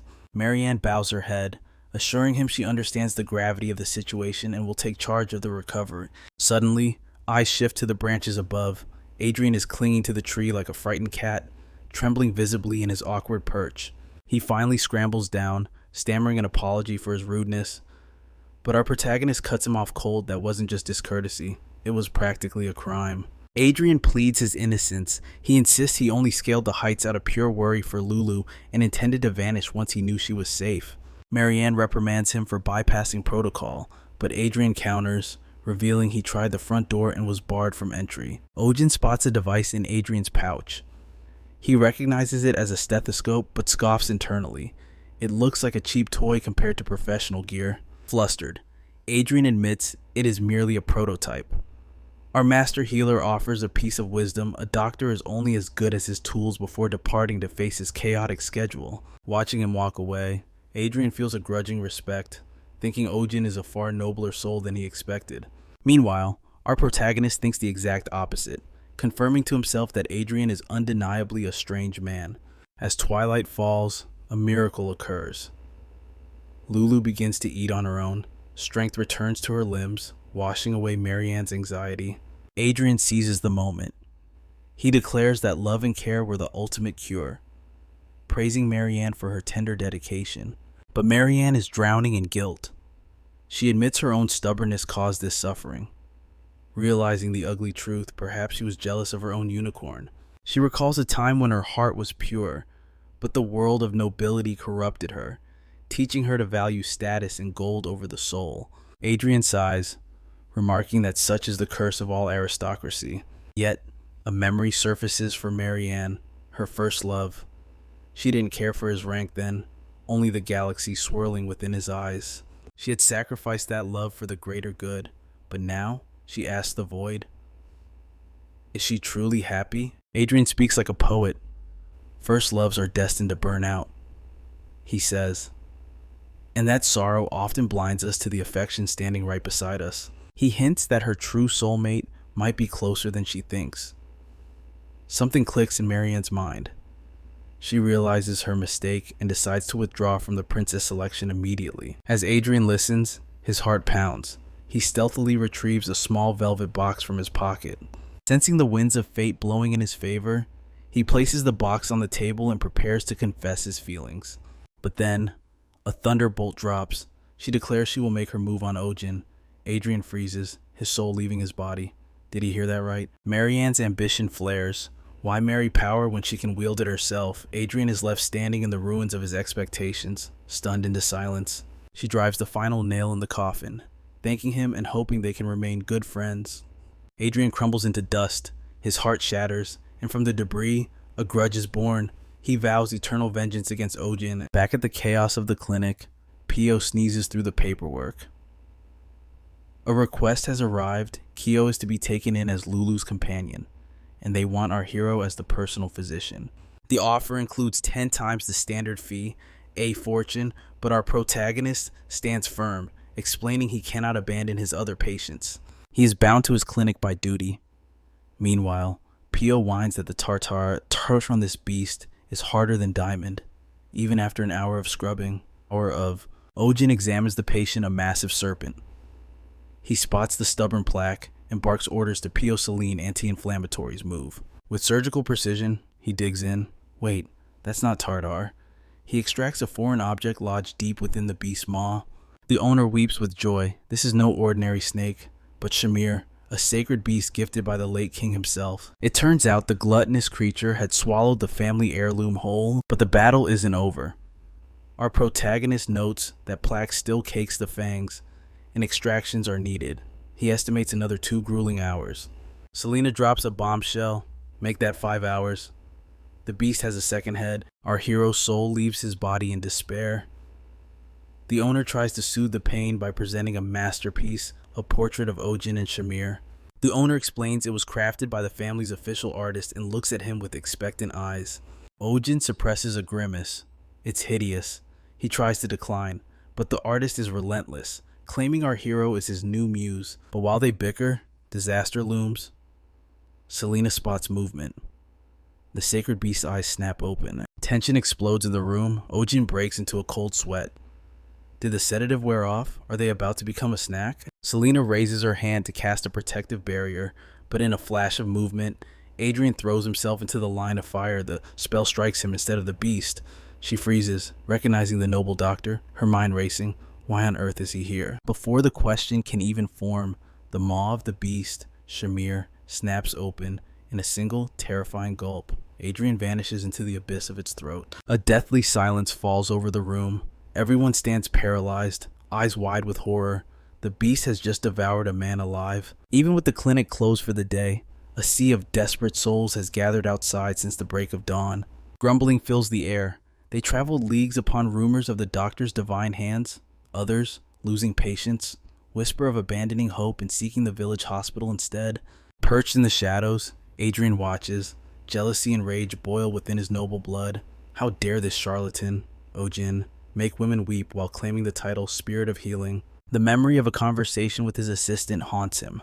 They called the Spirit of Healing a legendary existence, a power capable of granting dominion over the world itself. Adrian had laughed then, mocking Lady Marian for believing such fairy tales.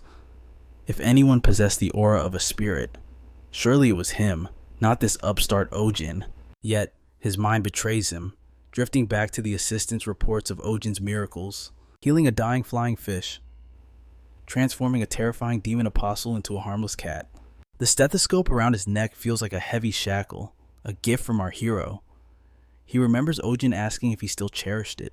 Adrian had feigned cold indifference, claiming he would return it the moment a replacement existed. His assistant had confirmed a copy was made. Now, hiding in a tree like a common spy with binoculars pressed to his eyes, Adrian tells himself he only came to return the tool, but below, the scene is mesmerizing. Our protagonist is treating a legendary hydra. The creature's twin heads sway lethargically as Ojin scrapes tartar from its gums, rinses the mouth, and applies medicine with surgical precision. Watching the procedure, Adrian's pride wavers. He feels a reluctant admiration rising in his chest. This skill far surpasses his own, even as a top scholar of the Royal Academy. But suddenly, danger strikes. The hydra's tail flicks. The sedative is wearing off. The beast is waking up. Adrian realizes it a second too late as the creature lunges with lethal intent towards Selena. He moves on instinct, sprinting to save her. Snap! Darkness consumes him instantly as the hydra swallows him whole. The crowd gasps in pure terror. Ojin stands frozen for a split second. The owner screams, piercing the air. Selena quickly realizes the noble doctor is in the belly of the beast and prepares a destructive spell. But our protagonist catches her hand. Stop. Look at the tongue. It's turning purple. The airway's blocked. It hasn't just eaten him, it's choking on him. It swallowed something far too large. They must act now. Using a technique from their shared past, Ojin and Selena move as one. On his command, Selena delivers a magically enhanced strike to the beast's solar plexus, the ultimate Heimlich maneuver. The hydra convulses, retching violently, and with a wet thud, Adrian is expelled onto the earth. Air rushes back into the beast's lungs. Relief washes over the owners, who praise our hero's godlike judgment. Ojin barks orders to check Adrian immediately. Selena confirms a pulse. He is alive, but the aftershocks of the magic used on the Gemini Hydra will keep him in a deep slumber. Ojin scans the beast, Shamir. Its condition has stabilized, though the violent rescue left bruising on its abdomen. With steady hands, Selena applies the healing ointment and secures the final dressing. As twilight falls, our boy delivers a stern lecture to the owners. When a pet swallows a foreign object, the fault lies with the master. Shamefaced, they vow eternal vigilance, joking nervously that they will ensure it never dines on human flesh again. Days pass. A gift arrives from the Baron, a painting titled The Great Rescue Operation. Our protagonist scoffs at the absurdity, only to discover it gets worse. A statue has been erected, a monument to the moment he pulled Adrian from the jaws of death. He feels the world has truly lost its mind. Meanwhile, oblivious to his newfound fame, Adrian sleeps on, watched over by the loyal Pio and Selena. Finally, Adrian's eyes flutter open. Confusion clouds his mind. Where is he? What happened? The memories crash back, spying on the clinic, the snake awakening, the leap to save Selena, and then the crushing darkness, being swallowed whole. A fitting end for a vegetarian, he thinks bitterly. Perhaps in the next life, he'll be reborn as a majestic unicorn with a beautiful heroine by his side. Suddenly, agony ripples through his core. Is this the pain of rebirth? He silently begs for the torture to end. A cough rips from his throat, shattering the illusion. He opens his eyes to see Selena's concerned face. You're conscious. Still delirious, Adrian mumbles, Are you my owner now? She gently pushes him back down. Don't move yet. The magic shock has left your equilibrium in shambles. He needs bed rest for 2 or 3 days. Defeated, Adrian can only nod. The door creaks open. Our protagonist enters, carrying a steaming chalice. Sit up, drink this. It is medicine for his recovery, and Ojin insists he finish every drop. Adrian obeys without question. Ojin adds casually that he infused the brew with rare mandal leaves for potency. We have notified Astrid Manor, Ojin says calmly. You will stay here until you are fully recovered. Adrian tries to protest, not wanting to be a burden, but our hero cuts him off with a look of steel. You are a doctor, Adrian. You know the rule.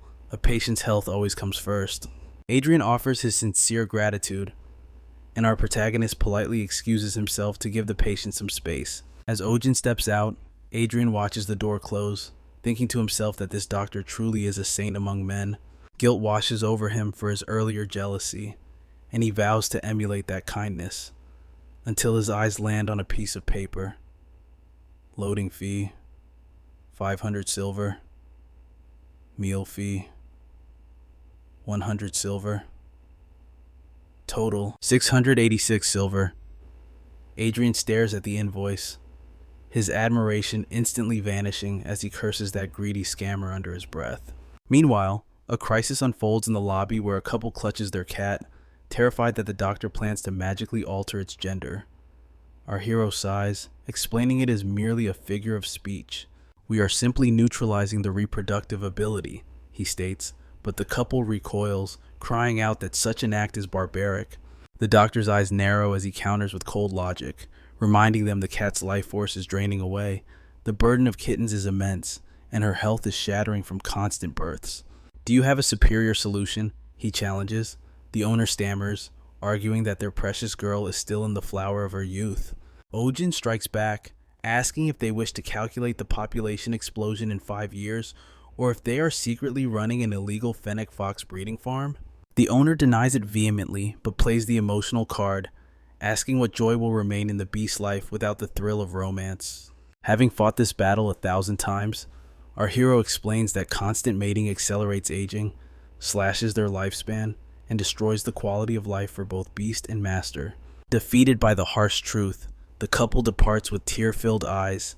Pio assures them she will handle the booking, but as they leave, our protagonist grumbles about needing to schedule his own surgery before he loses his mind. He is exhausted from reciting the same lecture like a broken record, but Pio chirps up, announcing the next patient is her childhood friend's pet and begging him to treat it like royalty. Ojin promises his best efforts. The door opens, and a girl walks in, struggling to hold a massive chicken in her arms for a checkup. The doctor observes the creature, noting the magnificent sheen of its feathers and declaring that it radiates perfect health. Pio beams, introducing Pop as the undisputed king of her friend's coop. The girl nods, though a shadow of anxiety lingers in her eyes. 20 minutes later, the examination is complete.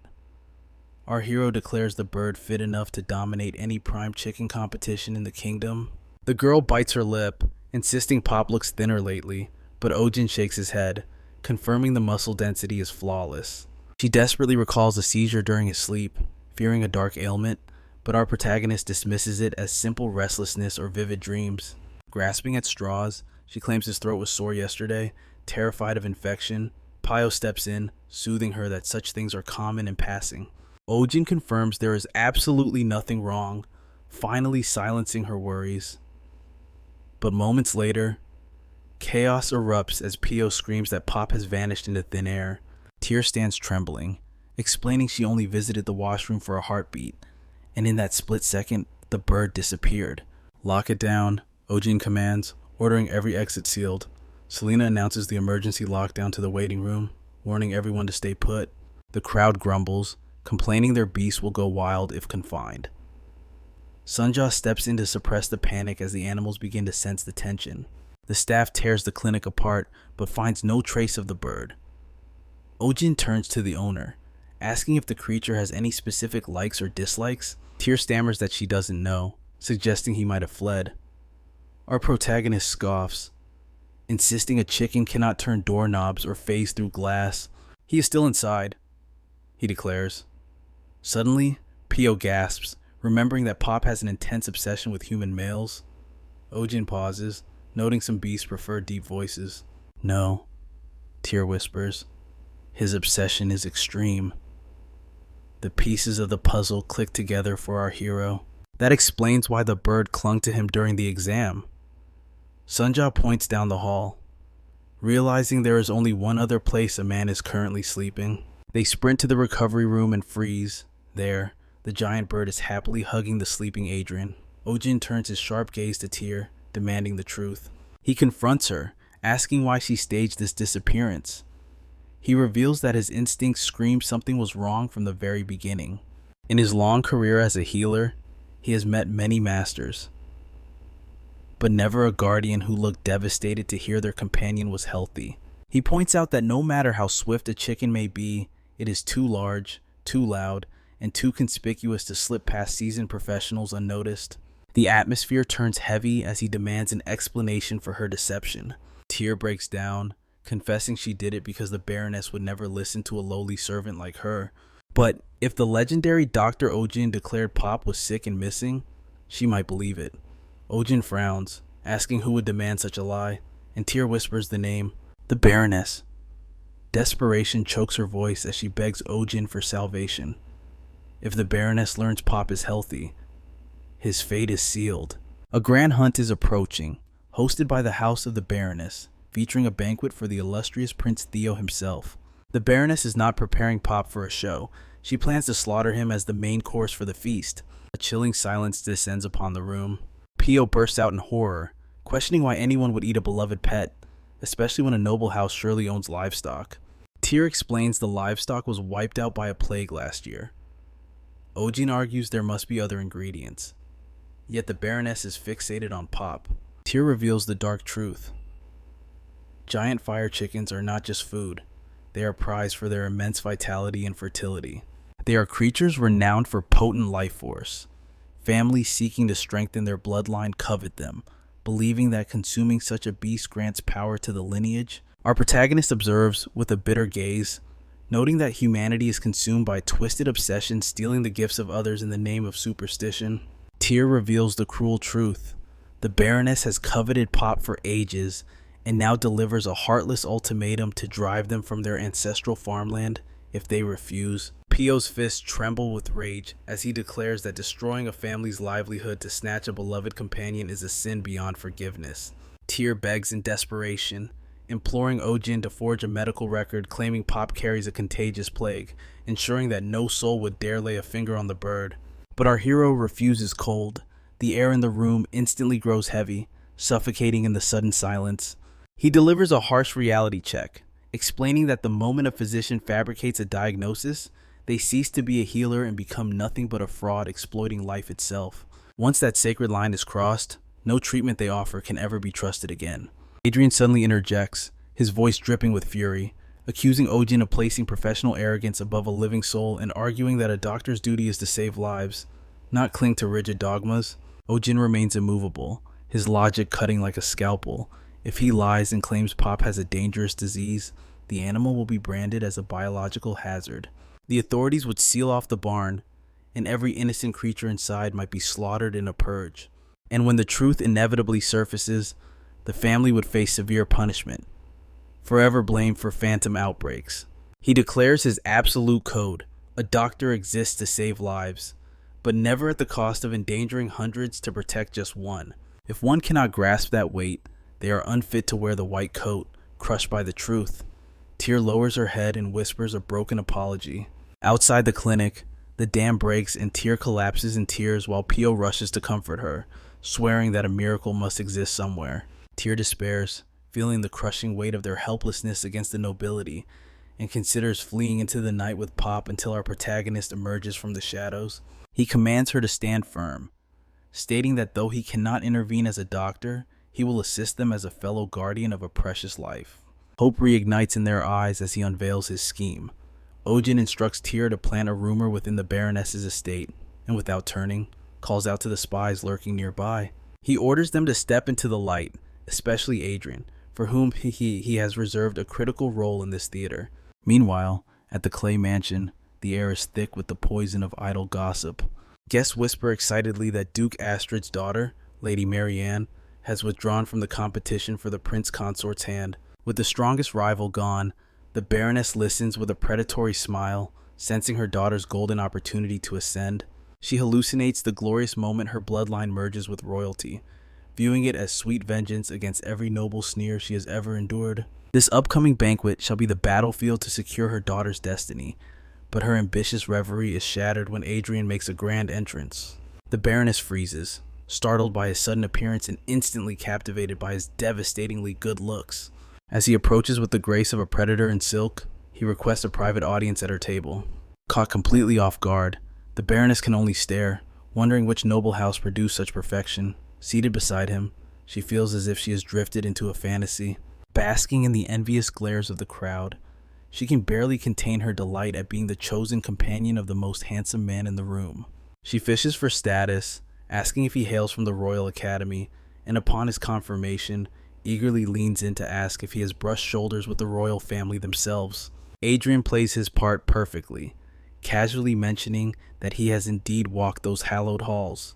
In fact, he saw Prince Theo frequently, as their times at the academy overlapped during that golden era. The Baroness's mind races, planning to overhaul her estate to match royal tastes, and with greed glittering in her eyes, she asks about the prince's culinary preferences. Adrian responds with feigned innocence, wondering if she intends to host the Royal Highness herself. Caught in her ambition, she hesitates, but he soothes her ego, acknowledging the monumental pressure of preparing a dish fit for royalty. He then drops the lifeline, offering to introduce her to his exclusive merchant, a shadowy figure who deals only in the rarest, highest quality imports for the elite. The Baroness is ecstatic, her eyes widening with greed and delight as she declares her intent. She demands to meet this purveyor immediately, believing fate has finally smiled upon her. Adrian escorts her away from the party, leading her to a modest cottage he claims is the merchant's secret base. She sneers at the humble exterior, but her judgment is cut short as two figures emerge, introducing themselves as Louis Vuitton and Chanel, none other than Selena and Ojin in elaborate disguises. Our protagonist welcomes her with the practiced charm of a master swindler. Selena chimes in, claiming the Baroness has arrived at a serendipitous moment, though the Baroness narrows her eyes. Sensing the faint scent of a con, Ojin unveils the weapon of choice, presenting a glossy skewer of fruit and describing it as the latest obsession of foreign royalty, a devilish confection known as Tonghulu. The Baroness scrutinizes the jewel-like treat and, with skepticism, takes a tentative bite. Instantly, her reality shatters. The crisp sugar shell breaks with a resounding crack, releasing a torrent of tangy fruit nectar that floods her palate. The divine harmony of sweetness and acidity dances on her tongue in perfect unison. Overwhelmed by the sensory explosion, she silently concedes that these are no mere peddlers, but genuine, first-class merchants of the highest order. Seeing his chance, Ojin smoothly shifts the narrative. He drops a whisper about a legendary treasure he recently obtained, the mythical plant of immortality. The Baroness gasps in shock. Our hero spins a tale of the chickpea of eternal youth, a miracle herb said to freeze time, restoring vitality, and banishing all illness from hair loss to constipation. Her eyes sparkle with desire. The trap is set. She demands to buy the entire stock immediately, but Ojin shakes his head with a regretful smile, claiming every single bean is already reserved. Adrian plays his part perfectly, insisting that a VIP customer deserves special treatment. Ojin sighs, whispering that this batch is a dowry gift for a prince. Panic strikes the Baroness. She demands to know if the buyer has a daughter vying for the throne. When our protagonist nods solemnly, the pieces click. A rival noble house intends to seduce the prince with this divine beauty secret. Desperation claws at her throat. She slams her hand down, offering to pay 10 times the market price to steal the advantage. Ojin puts on a mask of righteousness. He refuses the gold, preaching that his trade is guided by the holy principles of truth, love, and spiritual peace. Watching this Oscar-worthy performance, Selena fights the urge to facepalm. The Baroness hangs her head in shame, but Adrian strikes again. He argues that true compassion means saving the person standing right in front of them. Tears well up in her eyes at his wisdom. With a heavy sigh, our hero pretends to cave in, agreeing to part with the treasure. But as the deal closes, Ojin raises a finger. There is one deadly condition she must follow. These beans, he claims, possess the volatile mana of the great big fire chicken, the primal ancestor of all poultry. To consume them, one must abstain from all chicken meat. Breaking this taboo invites a curse, rapid aging, balding, and withered health. It is a complete fabrication, yet the Baroness turns pale with terror, the agony of giving up her favorite food wars with her vanity. But the fear of wrinkles wins out. She clutches the beans, swearing a vow of abstinence. Adrian chuckles about the foolishness of the rich, and our protagonist smirks, mocking the very superstition he just invented. The Baroness nods nervously, denouncing such primitive beliefs even as she falls for them. Back at the clinic, the operation is a total success. Pop is finally out of danger. Tear weeps with relief, bowing to the hero who snatched her companion from the jaws of death. Ojin brushes off the praise with a cool smile. He presents a custom-made carrier purchased entirely with the Baroness's donation. He advises her to keep Pop safe within it. Tear, trembling with gratitude, pledges her eternal loyalty to him.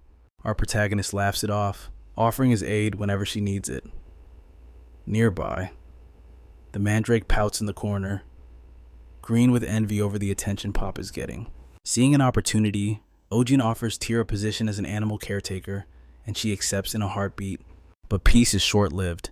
In a flash, Pop tries to swallow the mandrake whole, sending the clinic into absolute chaos. After a frantic struggle to cage the gluttonous beast, our protagonist firmly tells Tear to leave the troublemaker at home during her shifts. Turning to his accomplice, Adrian, our hero hands over the envelope for his acting services. Adrian's jaw drops at the light weight.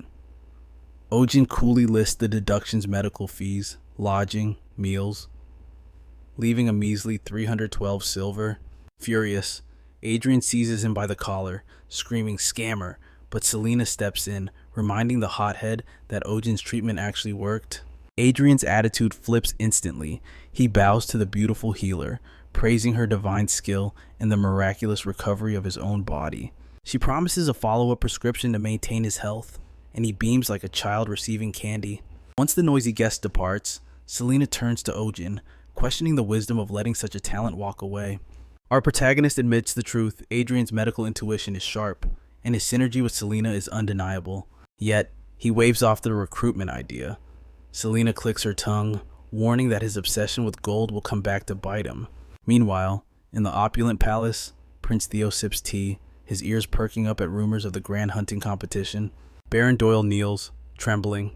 He stammers an apology, failing to capture the legendary Monoceros due to the clinic's constant activity. Theo sneers at the excuse. He demands results, not whimpering explanations. He orders a bold strategy, seize the beast, and present it to Sunjaw, proving his dominance to the entire kingdom. He warns the Baron that another failure will cost him his head. Suddenly, a crash echoes through the hall. The Baron's fierce wolf, Magma, goes berserk with hunger. It lunges at a servant, devouring a bowl of chickpeas. As the beast gorges itself, Theo erupts in fury. The Baron bows frantically, swearing to repay the loss 10 times over just to survive the prince's wrath. Back at Ojin's sanctuary, peace returns as a surgical patient wakes from slumber. The staff cautions the owners, warning that the post-anesthesia haze can be unpredictable. Just then, Tear rushes back in. Her other companion, Little Chep, is sluggish and coughing. Ojin activates his diagnostic gaze. It is merely a mild cold and fatigue. He prescribes rest and medicine, assuring her that all will be well.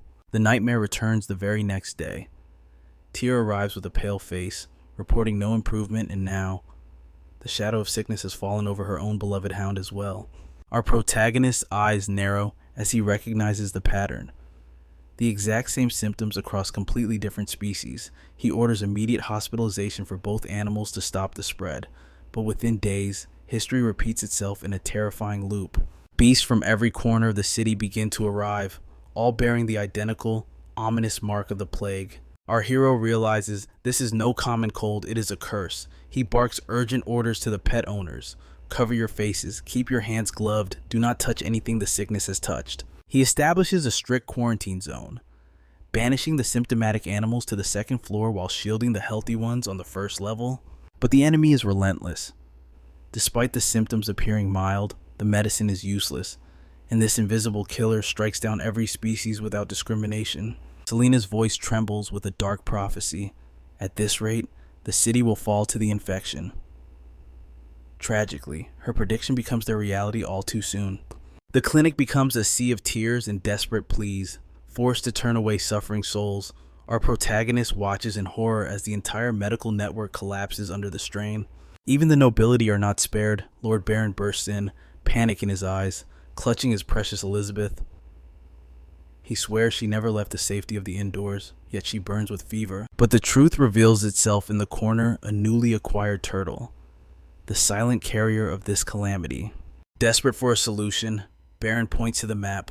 A vacant structure in the back alley is offered a makeshift fortress against the disease. Understanding the gravity of the crisis, our hero seizes the chance, but now, he stands alone on the precipice, managing two battlefields at once, wondering how one man can possibly save them all without reinforcements.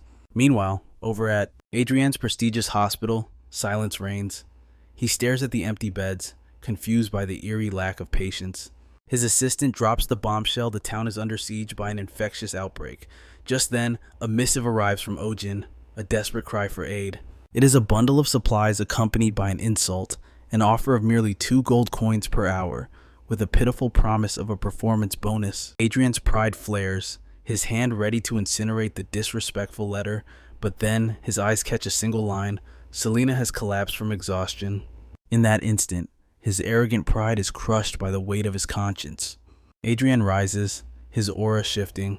I depart until this war is won, he declares, for where death knocks, a true doctor must answer. His assistant bows, awed by the sudden resolve. As the first epidemic sweeps the land like wildfire, Pio rallies the staff, sealing the clinic like a fortress and announcing strict martial law. Total isolation, comes the command. Anyone showing a single symptom is locked away, and the doors are barred against the outside world. The interrogation begins, every cough is tracked, every symptom recorded, as the mountain of medical charts grows higher by the second. Adrian proves his worth, 12 hours of non-stop labor, yet his eyes remain sharp, identifying swollen throats and filtering out the false alarms with surgical precision.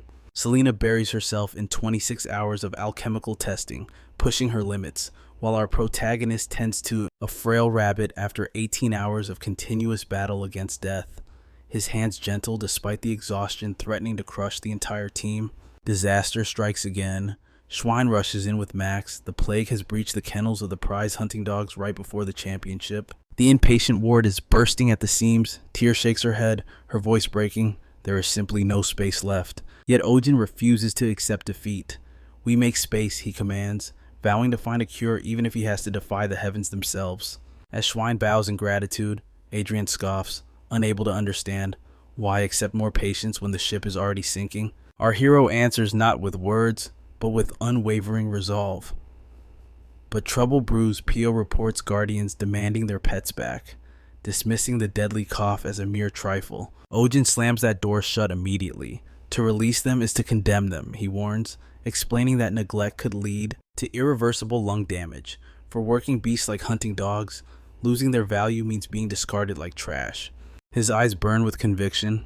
To him, every life holds equal weight, whether a champion hound or a stray cat. Late into the night, our protagonist grows desperate.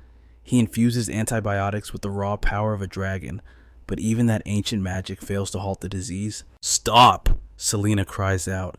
"Your heart will explode if you channel more energy." He curses his unstable mana, his mind drifting toward the desperate path of alternative medicine.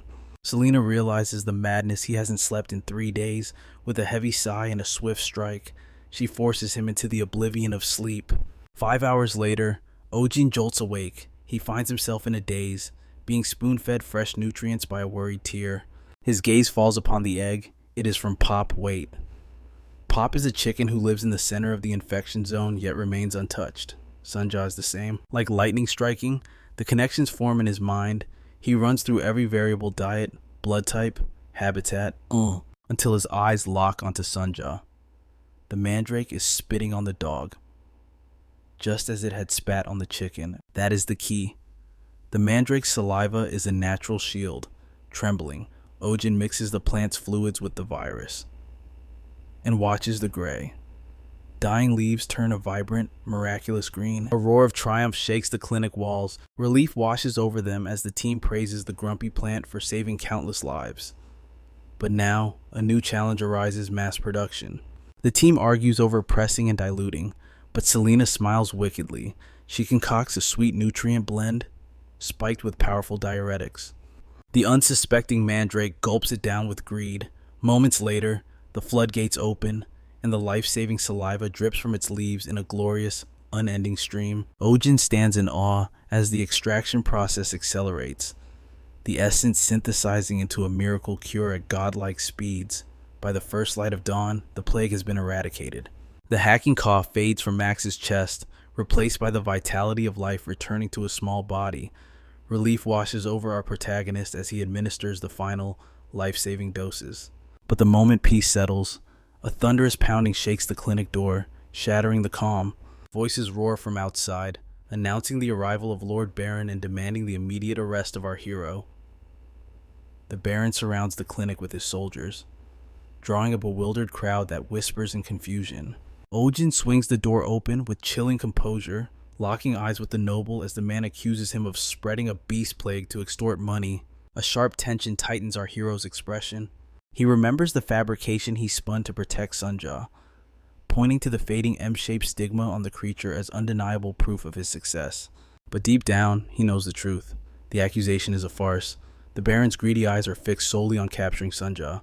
Pio steps into the fray, fiercely defending Ojin's honor, but the Baron spits on his loyalty with a dismissive sneer. Our protagonist cuts the tension, agreeing to surrender without a fight. On one condition, he must sedate Sunja first. The Baron wavers, then grudgingly nods. Ojin subtly signals Selena, expecting her to prepare an escape spell, but the elf misreads the cue, her muscles coiling for physical combat instead. The moment Sunja is sedated and locked in the cage, a faint, mystical light pulses from our protagonist's ring finger, the signal to act. Selena strikes, not with magic, but with a devastating haymaker that sends a guard crumbling to the dirt. She snatches the cage and vanishes into the crowd. The Baron screams for his men to hunt them down, ignoring the doctor to chase the cat. It confirms everything: our hero was never the target. The beast was.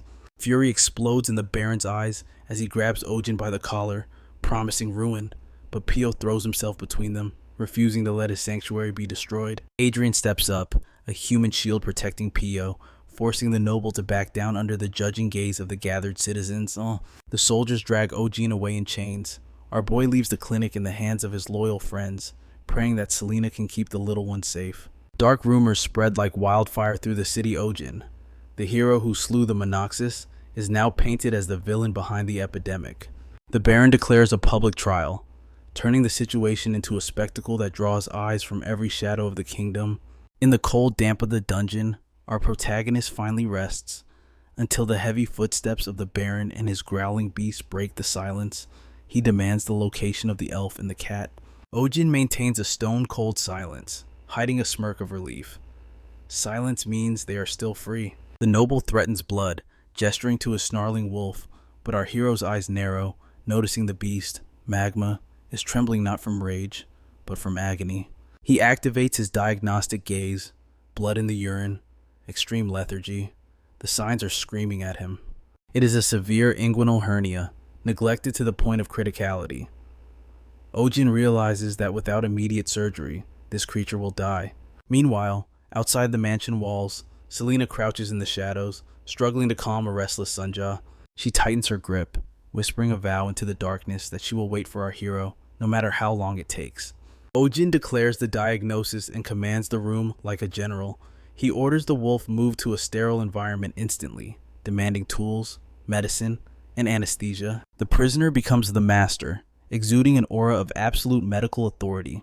As the anesthesia takes hold and the disinfectant clears the skin, our hero begins the operation with hands steady as stone.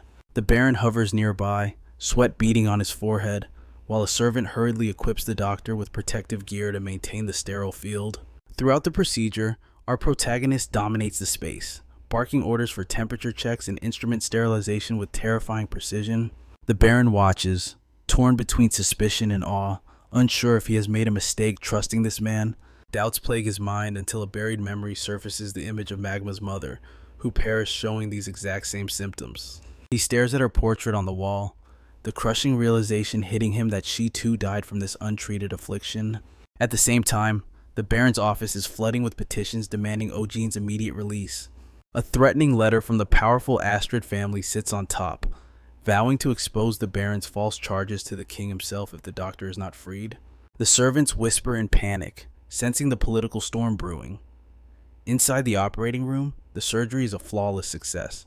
The Baron rushes to the table, watching his companion's chest rise and fall rhythmically as Ojin calmly lists the post-op protocol. 1 week of medication, a follow-up for suture removal. Pure professionalism. The adrenaline finally crashes.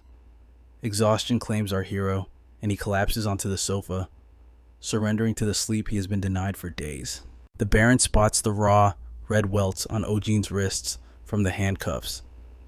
Guilt flickers in his eyes, and he quietly orders that the chains never be used again. As he sleeps, our protagonist drifts into a dream of the past. The warmth of his childhood home surrounds him. His mother worries about his struggling clinic. His father's voice chimes in, lamenting his stubborn choice to reject medical school for veterinary science. Why treat beasts? His father asks. Where is the honor in that? Yet, in this dream, our hero feels no regret, only a profound peace. A spirit beast appears, a majestic fusion of lion and cat, pressing its warm fur against him, validating his soul's true calling. The air crackles with tension elsewhere as Theo corners the Baron about the missing Monoceros. Cornered, the Baron points a trembling finger at the Athetheran Order. He exposes Selena as their hidden operative, citing her shady dealings with elven factions.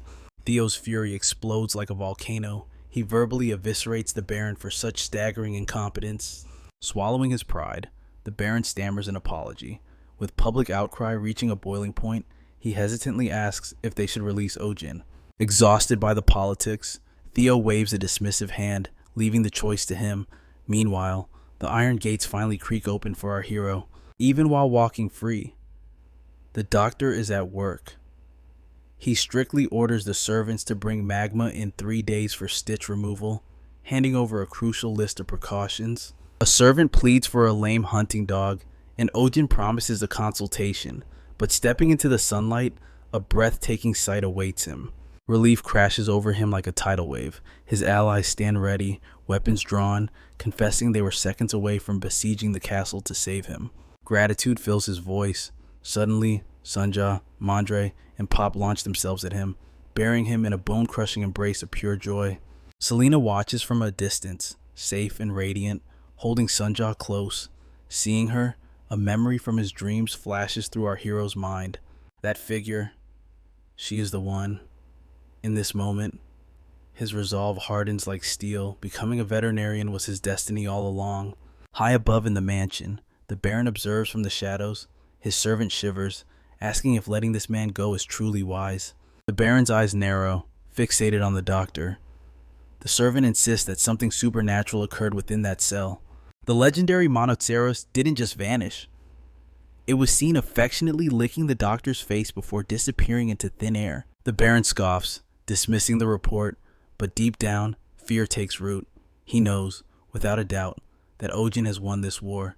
Days later, a sealed envelope lands on the Baron's desk. It is not a threat, but a ruthlessly detailed surgical bill. Veins bulge in his hand as he crushes the paper, swearing eternal vengeance. Morning light hits the clinic as Adrian struts in. He greets Selena with a flourish, presenting the herbs she demanded. Watching from the shadows, Ojin sighs. He wonders why this persistent noble haunts his doorstep yet again.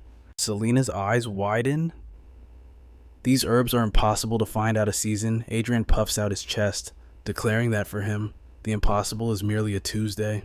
Unimpressed by his ego, she simply hands him another shopping list. Like a puppy, he snatches it up eagerly. Selena inspects the goods while Adrian boasts about the quality. He praises a specific sprig of spinach, only to find his hand grasping empty air. The thief is revealed. Bloop, the mischievous slime, is happily munching on the stolen treasure. Adrian scolds the blob, reaching out to reclaim his gift. Big mistake. Bloop bites his finger, splits into 3 clones, and delivers a triple slap across the noble's face. Rubbing his cheek, Adrian grumbles darkly. He claims pets mirror their masters, and every beast raised by Ojin has a rotten temper. Selena cuts him off, declaring Bloop is actually her child. Adrian immediately backpedals, praising the slime's refined palate. Bloop shoots him a wicked smirk.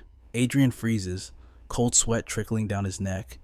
Did that slime just mock him? Selena drops the unruly blob into a cage for timeout. But make no mistake, this is no ordinary slime. This is Ping Ping. From his prison, he narrates his saga with the arrogance of an emperor. He claims the second-floor herb room as his divine kingdom. Hundreds of beasts pass through these halls, but only 2 apex predators hold true power here, himself and Kim Sunja. Ojin's enforcer. Though she possesses titan-like strength, even she knows better than to cross him. For within Ping Ping's forehead lies a vision core, a power to multiply infinitely and rain catastrophe upon the wretched. Upon their first meeting, Sunja sensed his majestic aura and struck, but Ping Ping unleashed his might, silencing all opposition instantly. Since that day, he has ruled from the shadows under Selena's grace, a co-ruler of this clinic alongside the mighty Sunja. The power fantasy is interrupted. An owner bursts in, clutching a limp pet struck by a carriage, screaming for salvation. Ojin switches instantly to lifesaver mode. He checks the airway clear. He orders time compressions, his focus razor sharp. He performs CPR with machine-like precision, ignoring the owner's hopeless sobbing. Suddenly, a cough breath returns to the lifeless lungs. Disbelief turns to worship as the owners cry, "Miracle," from his cage. Even Ping Ping watches in silence, awestruck by the man who commands life and death. Ojin calls out, demanding a single leaf from Mandal the plant creature. Ping Ping sneers. He remembers Mandal is just a lowly minion of Sunja, known only for pitiful dancing. Mandal glares back, and Ping Ping decides to bully him. Ignored, the slime waits for darkness. Night falls, and the Emperor of Slimes begins his training arc. He sprints on his wheel until reality bends, dividing into 3 copies. He wreaks absolute havoc across the clinic. He admires his stronghold, a cozy fortress gifted by the protagonist, a tribute to his loyalty, or so he believes. It was perfect. Until now. His satisfaction shatters into rage as he finds his fortress destroyed. He spots Mandal smirking in the shadows. The culprit is clear. Fury erupts like a supernova. Ping Ping screams accusations of treason against the plant. But Mandal is different today. Empowered by medicinal herbs, he stands tall. Ping Ping mocks this rebellion, and the battle of the century begins. Mandal weaves through the air, dodging the attack. Ping Ping loses his balance and crashes hard into the dirt. The creature sneers, analyzing his prey. He admits Mandal's body has toughened up, but he spits out a cruel truth.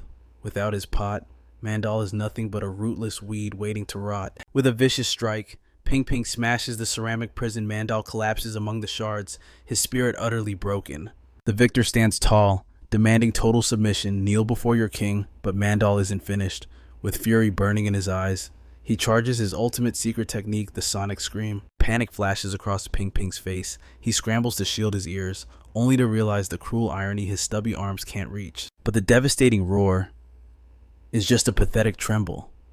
The attack failed. Ping Ping cackles, reveling in the absolute silence of his defeated foe. Just then, the main character bursts in. One look at the chaos and the shattered remains is all he needs. He knows exactly what transpired here. He drops to his knees beside the weeping sapling. His voice is soft as he whispers promises of safety. Ojin gathers the broken pieces. A gentle smile touches his lips. It is time for a rebirth. After a heavy dose of super growth serum, the results are instant. Mandal shoots up, growing 1.5 times his original size. The hero prepares a majestic new vessel, filling it with S-rank soil and soaking it in premium organic elixirs. But something is wrong. Mandal sinks into his new home, looking withered and weak. Ojin frowns, unable to read the symptoms. Suddenly, Selena moves. Without a word, she rips a leaf straight from Mandal's stem. The main character spins around in horror, but then a sharp cry pierces the air, echoing through the entire clinic. He covers his ears against the noise while Selena freezes in place. Slowly, the echo fades, leaving only Mandal's faint trembling. Our hero realizes the truth. The trauma of losing his home had silenced Mandal's voice. He assures the little one that his strength will return in time. But by dawn, the situation turns critical. Mandal is fading fast, leaves drooping, color draining, his life force withering away before their eyes. Terror grips Ojin's heart. Is he dying? Selena suggests adding more fertilizer, grasping for a cure. Stop right there. Pio intercepts them, her voice sharp with warning against their reckless ignorance. She reveals the fatal mistake. By changing all the soil, they severed Mandal's connection to life. That old dirt was his very heartbeat. Stripping it away left him defenseless against the shock. If they had waited any longer, Mandal would be dead by now. Pio takes command of the emergency. She orders a total strip down. All leaves must go to save moisture. Place him in the shade and cut off all photosynthesis immediately. Ojin whispers a prayer for endurance. That night, under the cold moonlight, the leafless stalk stands alone, weeping silent tears. Suddenly, Ping Ping waddles in, completely oblivious to the tragedy. He chirps happily, begging for a play fight. Our hero catches the pest midair, but as he holds him, the pieces of the puzzle snap together. This little thief ate the missing medical herbs. Ojin scolds the glutton, pointing out his massive weight gain from stealing their supplies. Ping Ping snaps, biting Ojin's fingers in defiance. Bam! Sunja appears out of nowhere and smacks the brat upside the head. The blow triggers a reaction. The mysterious mark on Ping Ping's body erupts in blinding light. Ojin screams for it to stop, sensing a catastrophic energy surge. Suddenly, the hero's necklace resonates. A radiant barrier explodes outward, trapping Ping Ping in a sphere of light. The division core is being extracted.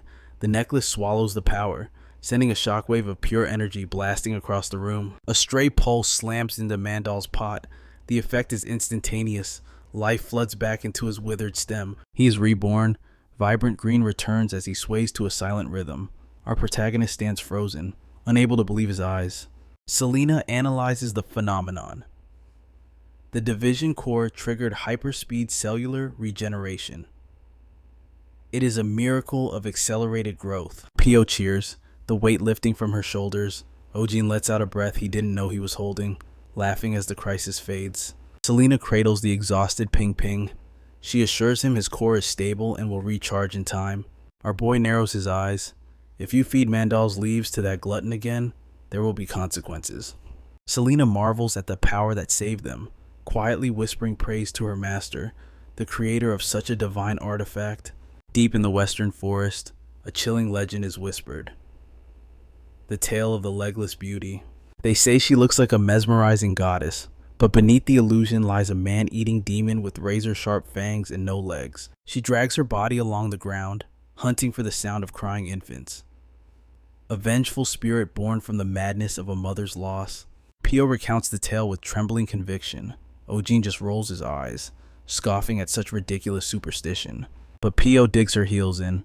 The main character challenges her, demanding proof. Where are the witnesses? That is when Selena drops the bomb. She saw the tracks herself just last week. Drag marks, crawling through the dirt. A terrifying aura keeps the locals away, perfect for gathering rare herbs. If you dare to enter her domain. A chill ran down Ojin's spine as a sharp scratching sound clawed at the silence. Even Pio froze in terror, while Selena whispered that a presence was definitely waiting outside. Ignoring their desperate warnings to keep it shut, she threw the door wide open, but it wasn't a monster, it was Max standing there. The main character gasped in surprise. The dog stood there, jaws clamped tight around a bundle of clothes belonging to Mr. Schwinn.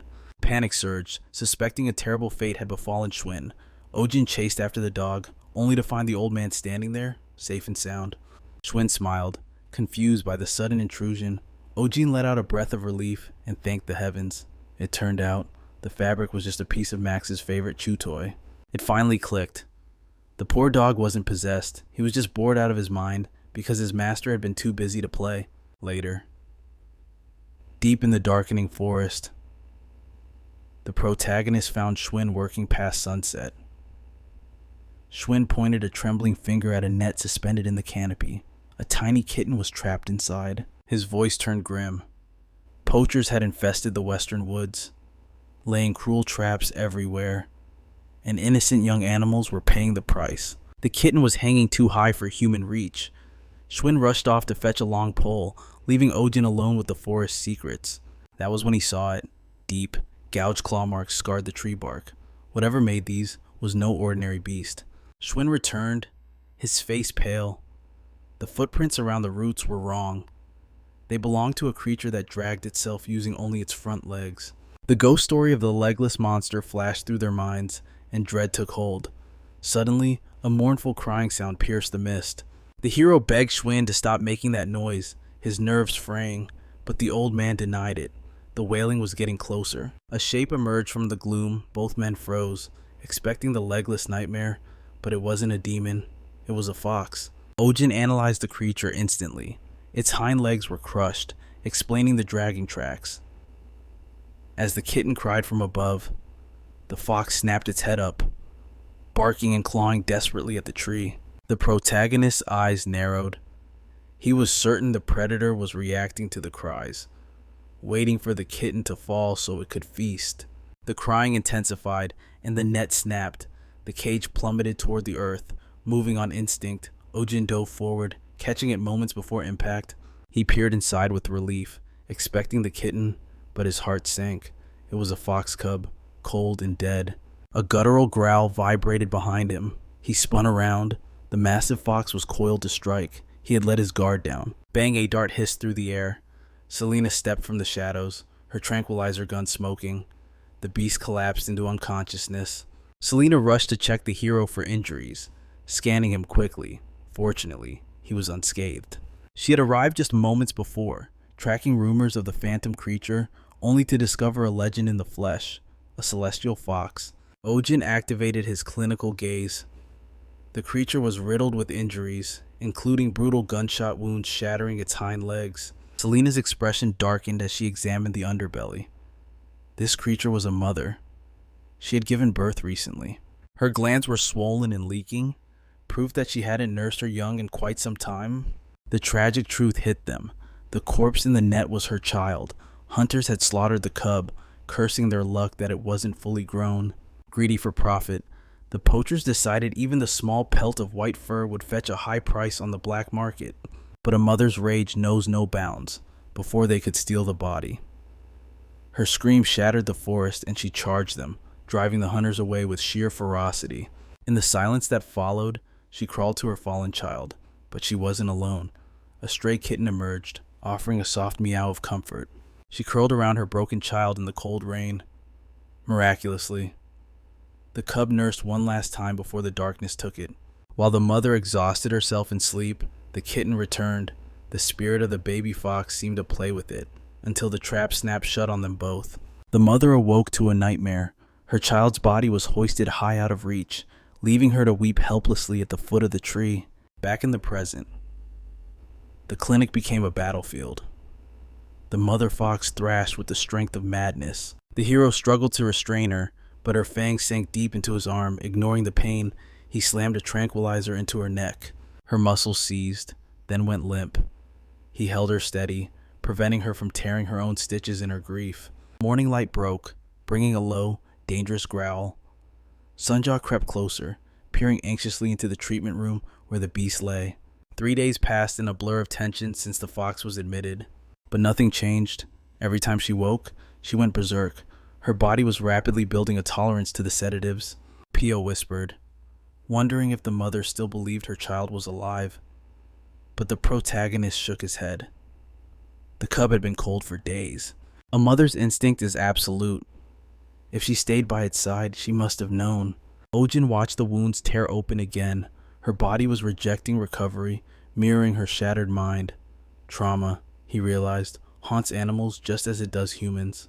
Trapped in a prison of memory and rage, they lash out at the world and destroy themselves in the process. Just like the tragic monsters in folklore, meanwhile, the kitten rescued from the same trap was recovering after receiving IV fluids, though its life still hung by a thread. The hero instructed Pio to monitor the temperature strictly, and above all, keep the kitten away from the grieving mother's cage. Pio nodded, swapping the cold water bottle for warmth. The kitten let out a soft sound, its eyes fixed longingly on the fox's cage. Pio returns with the heating pad, only to freeze in pure terror. The cage door swings wide in the draft. The little one has vanished into thin air. Her heart stops as her gaze lands on the fox's enclosure. There, nestled dangerously close to the predator's chest, lies the missing kitten. She screams for the doctor, dread coiling in her gut. With the fox's mind shattered by trauma, a single wrong move means instant death. They burst into the room, ready for a bloodbath, but freeze at the scene. The kitten presses close, feeding quietly, as the great beast begins to stir. Golden eyes flutter open, releasing a single crystal tear. Rage does not follow. Instead, she bows her head, bestowing a gentle lick upon the tiny intruder. Time seems to suspend in the clinic. A wounded monster finds salvation, not in violence, but in the fragile warmth of a new life. By the next morning, chaos returns. The kitten streaks across the floor, claiming Pio's glove as a trophy of war. Pio sighs, reaching out in vain before letting the little rascal go. It scampers straight for the fox's den, and she decides some battles aren't worth fighting yet. But the glove is trivial compared to the miracle unfolding before them. The fox's recovery, once stalled by despair, has accelerated beyond logic. Stubborn wounds seal themselves as if by magic. The demons that haunted her sleep have finally been banished. Pio watches in awe. A creature destined for paralysis now twitches its paws with returning strength. The nerves are regenerating, defying all medical odds. The doctor observes in silence, a heavy weight in his heart. He cannot undo the cruelty of mankind. But today, he has restored a fragment of the peace they stole. The day of liberation arrives. Mother and adopted child step out, breathing in the scent of freedom once more. He watches them go, offering a silent prayer. May we never meet again, he thinks, wishing them a life far from his operating table. The white fox pauses, glancing back one last time, a silent nod of gratitude, perhaps. Then she vanishes into the embrace of the woods. Soon, the terrified whispers of a monster in the west fade into silence. A new legend takes root. The tale of a phantom white fox eternally guarding a small, brave cat. Back at the clinic, peace is a foreign concept. The mandragora stretches in its pot, basking in the confusion of onlookers. Whispers ripple through the waiting room. Is that walking radish a hallucination? Or perhaps the hospital's divine guardian spirit? Some claim it is a legendary mandrake. Others argue the true ruler here is the terrifying feline said to cow even the wildest beasts into submission. Fed up with the gossip, the mandragora chooses violence. It stomps over to Sunja's bowl and flips it, an open declaration of war. Gasps fill the room, the audacity, challenging the empress of the clinic in her own domain. The atmosphere drops to absolute zero. Sunja emerges, eyes glowing with predatory intent. The vegetable freezes, realizing its fatal mistake. She lunges, but there is no bite. Instead, she retches and deposits a massive hairball directly onto the offender's head. The crowd is bewildered until the doctor steps in with a dry explanation. It is just a hairball, he assures them, the glorious aftermath of self-grooming. But the incident strikes a chord of guilt. He has neglected her coat for too long. It is time for a serious grooming intervention. 1 hour later, the battle rages on. Fur piles up like snowdrifts, yet more keeps coming. Is she shedding, or is she dissolving? He fears she might go completely bald. Suddenly, his hand stops. A patch of bare skin reveals itself. His eyes narrow. Fungal dermatitis on his own companion. Shame burns through him. A legendary vet who cannot even protect his own pet. It is a disgrace. He reaches for his ultimate weapon, forged by the town's master smith. The world's first ever manual pet clipper glints in the light. Is it medically necessary?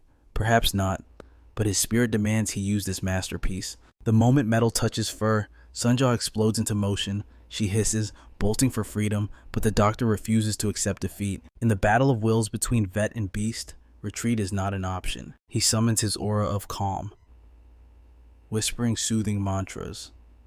He restrains the writhing feline. She cries out, but he presses on, his hand steady and swift for her own good. Then, the laws of reality bend. A blinding light erupts from her neck. Radiance floods the clinic, blasting out the windows. The doctor stumbles back, shielding his eyes as an arcane magic circle inscribes itself beneath her paws. Space warps, and from the center of the seal, Kalon steps forth, not a hologram, but the Dragon Lord himself in the flesh. Later, over a cup of calming tea, the doctor explains the chaos. Kalon laughs, revealing a stunning truth. This is no disease. It is the shedding of a divine beast. The Monocero species experiences explosive growth cycles. During this ascension, they must shed their old vessel completely. To be reborn, they must bathe in the holy waters of the Sable Pond. Failure means permanent hair loss, a curse of eternal baldness. The doctor turns pale.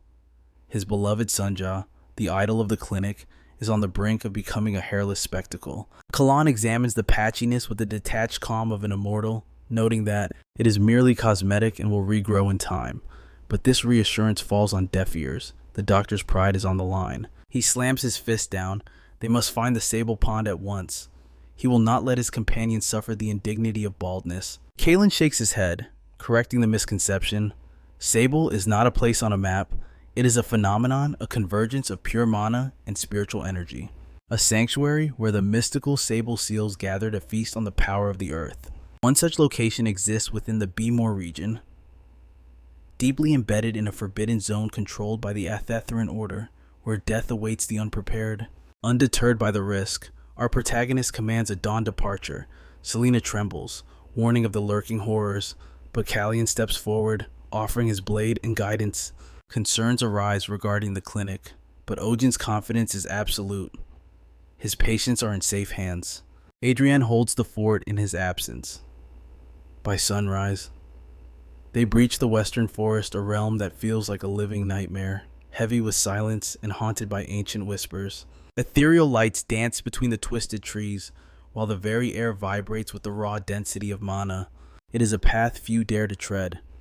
Suddenly, a crimson flower slithers into view, a sign that Callion recognizes immediately. The mystic lake is near. Ojin kneels to inspect a strange, pulsating blossom, but Selena's voice rings out in panic, warning him to freeze. The sable seals release lethal toxins at the slightest touch, and they are merely one of 1,000 deaths hiding among these roots.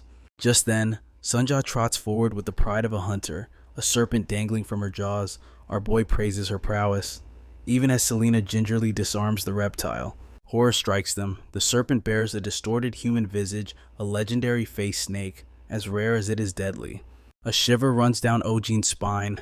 Taking no chances, he swiftly secures Sunja within her carrier to prevent any further lethal mischief. Callion chuckles softly, amused by the cat's visible indignation at being restrained like a common pet. At last, the lake reveals itself. The surface glows with a divine luminescence, mana swirling in the depths like liquid starlight. Even our protagonist, a man who has witnessed miracles, finds himself struck dumb by the sheer majesty before him. Mesmerized, he resolves to enter the waters alone. Callion protests the insanity of it, but Ojin's will is iron. He knows the truth beasts of this caliber are volatile. The presence of strangers would only trigger a frenzy, and she barely tolerated simple grooming. A full bath could be catastrophic. Seeing his resolve, Callion relents, invoking the ancient blessing of the water spirits. His chant echoes. Summoning the protection of Celestian magic envelops Ojin, gifting him gills that shimmer with ethereal light. Now shielded from the depths, our hero takes a steadying breath, steeling his soul for the task ahead. With a nervous laugh, he admits he'd rather faint than face this ordeal. Yet, clutching Sunja and armed with treats, he descends into the glowing abyss. The moment the cat's paws break the surface, a miracle occurs. Instead of panic, a profound serenity washes over her features. Ojin is thunderstruck. A realization hits him like a bolt of lightning. Could this be the legendary water attribute cat? A beast so rare. Myths say it appears only to bloodlines that have performed good deeds for 3 consecutive generations. Sunja drifts with elegance, her fur shimmering like liquid silver. The sight is so pure it melts our hero's heart, evoking a sudden longing for his past life. If only he had a camera, a barbecue grill, and an ice-cold beer. Or even just a coffee. Anything to freeze this perfect moment in time. The lake responds to their presence, sparkling as bubbles of pure mana burst around them like carbonated light. As our protagonist brushes her coat, it begins to peel away in translucent waves. She isn't just shedding fur, she is shedding her very essence. Ojin watches the transformation in awe until disaster strikes. The soap slips from his grasp, drifting toward a cluster of ominous flora. Instinct takes over. He reaches out, realizing too late that his skin has brushed against the deadly Celsia. Agony flashes through his hand. The world warps and dissolves into darkness. When Ojin's eyes flutter open, the lake is gone. He stands in a realm unknown, scanning the void in utter confusion, whispering questions to the empty air. Suddenly, a massive weight settles on his shoulder. He turns slowly. He stiffens, completely frozen by the sudden presence. A question trembles on his lips as he stares into the unknown. Just who is this mysterious creature standing before him?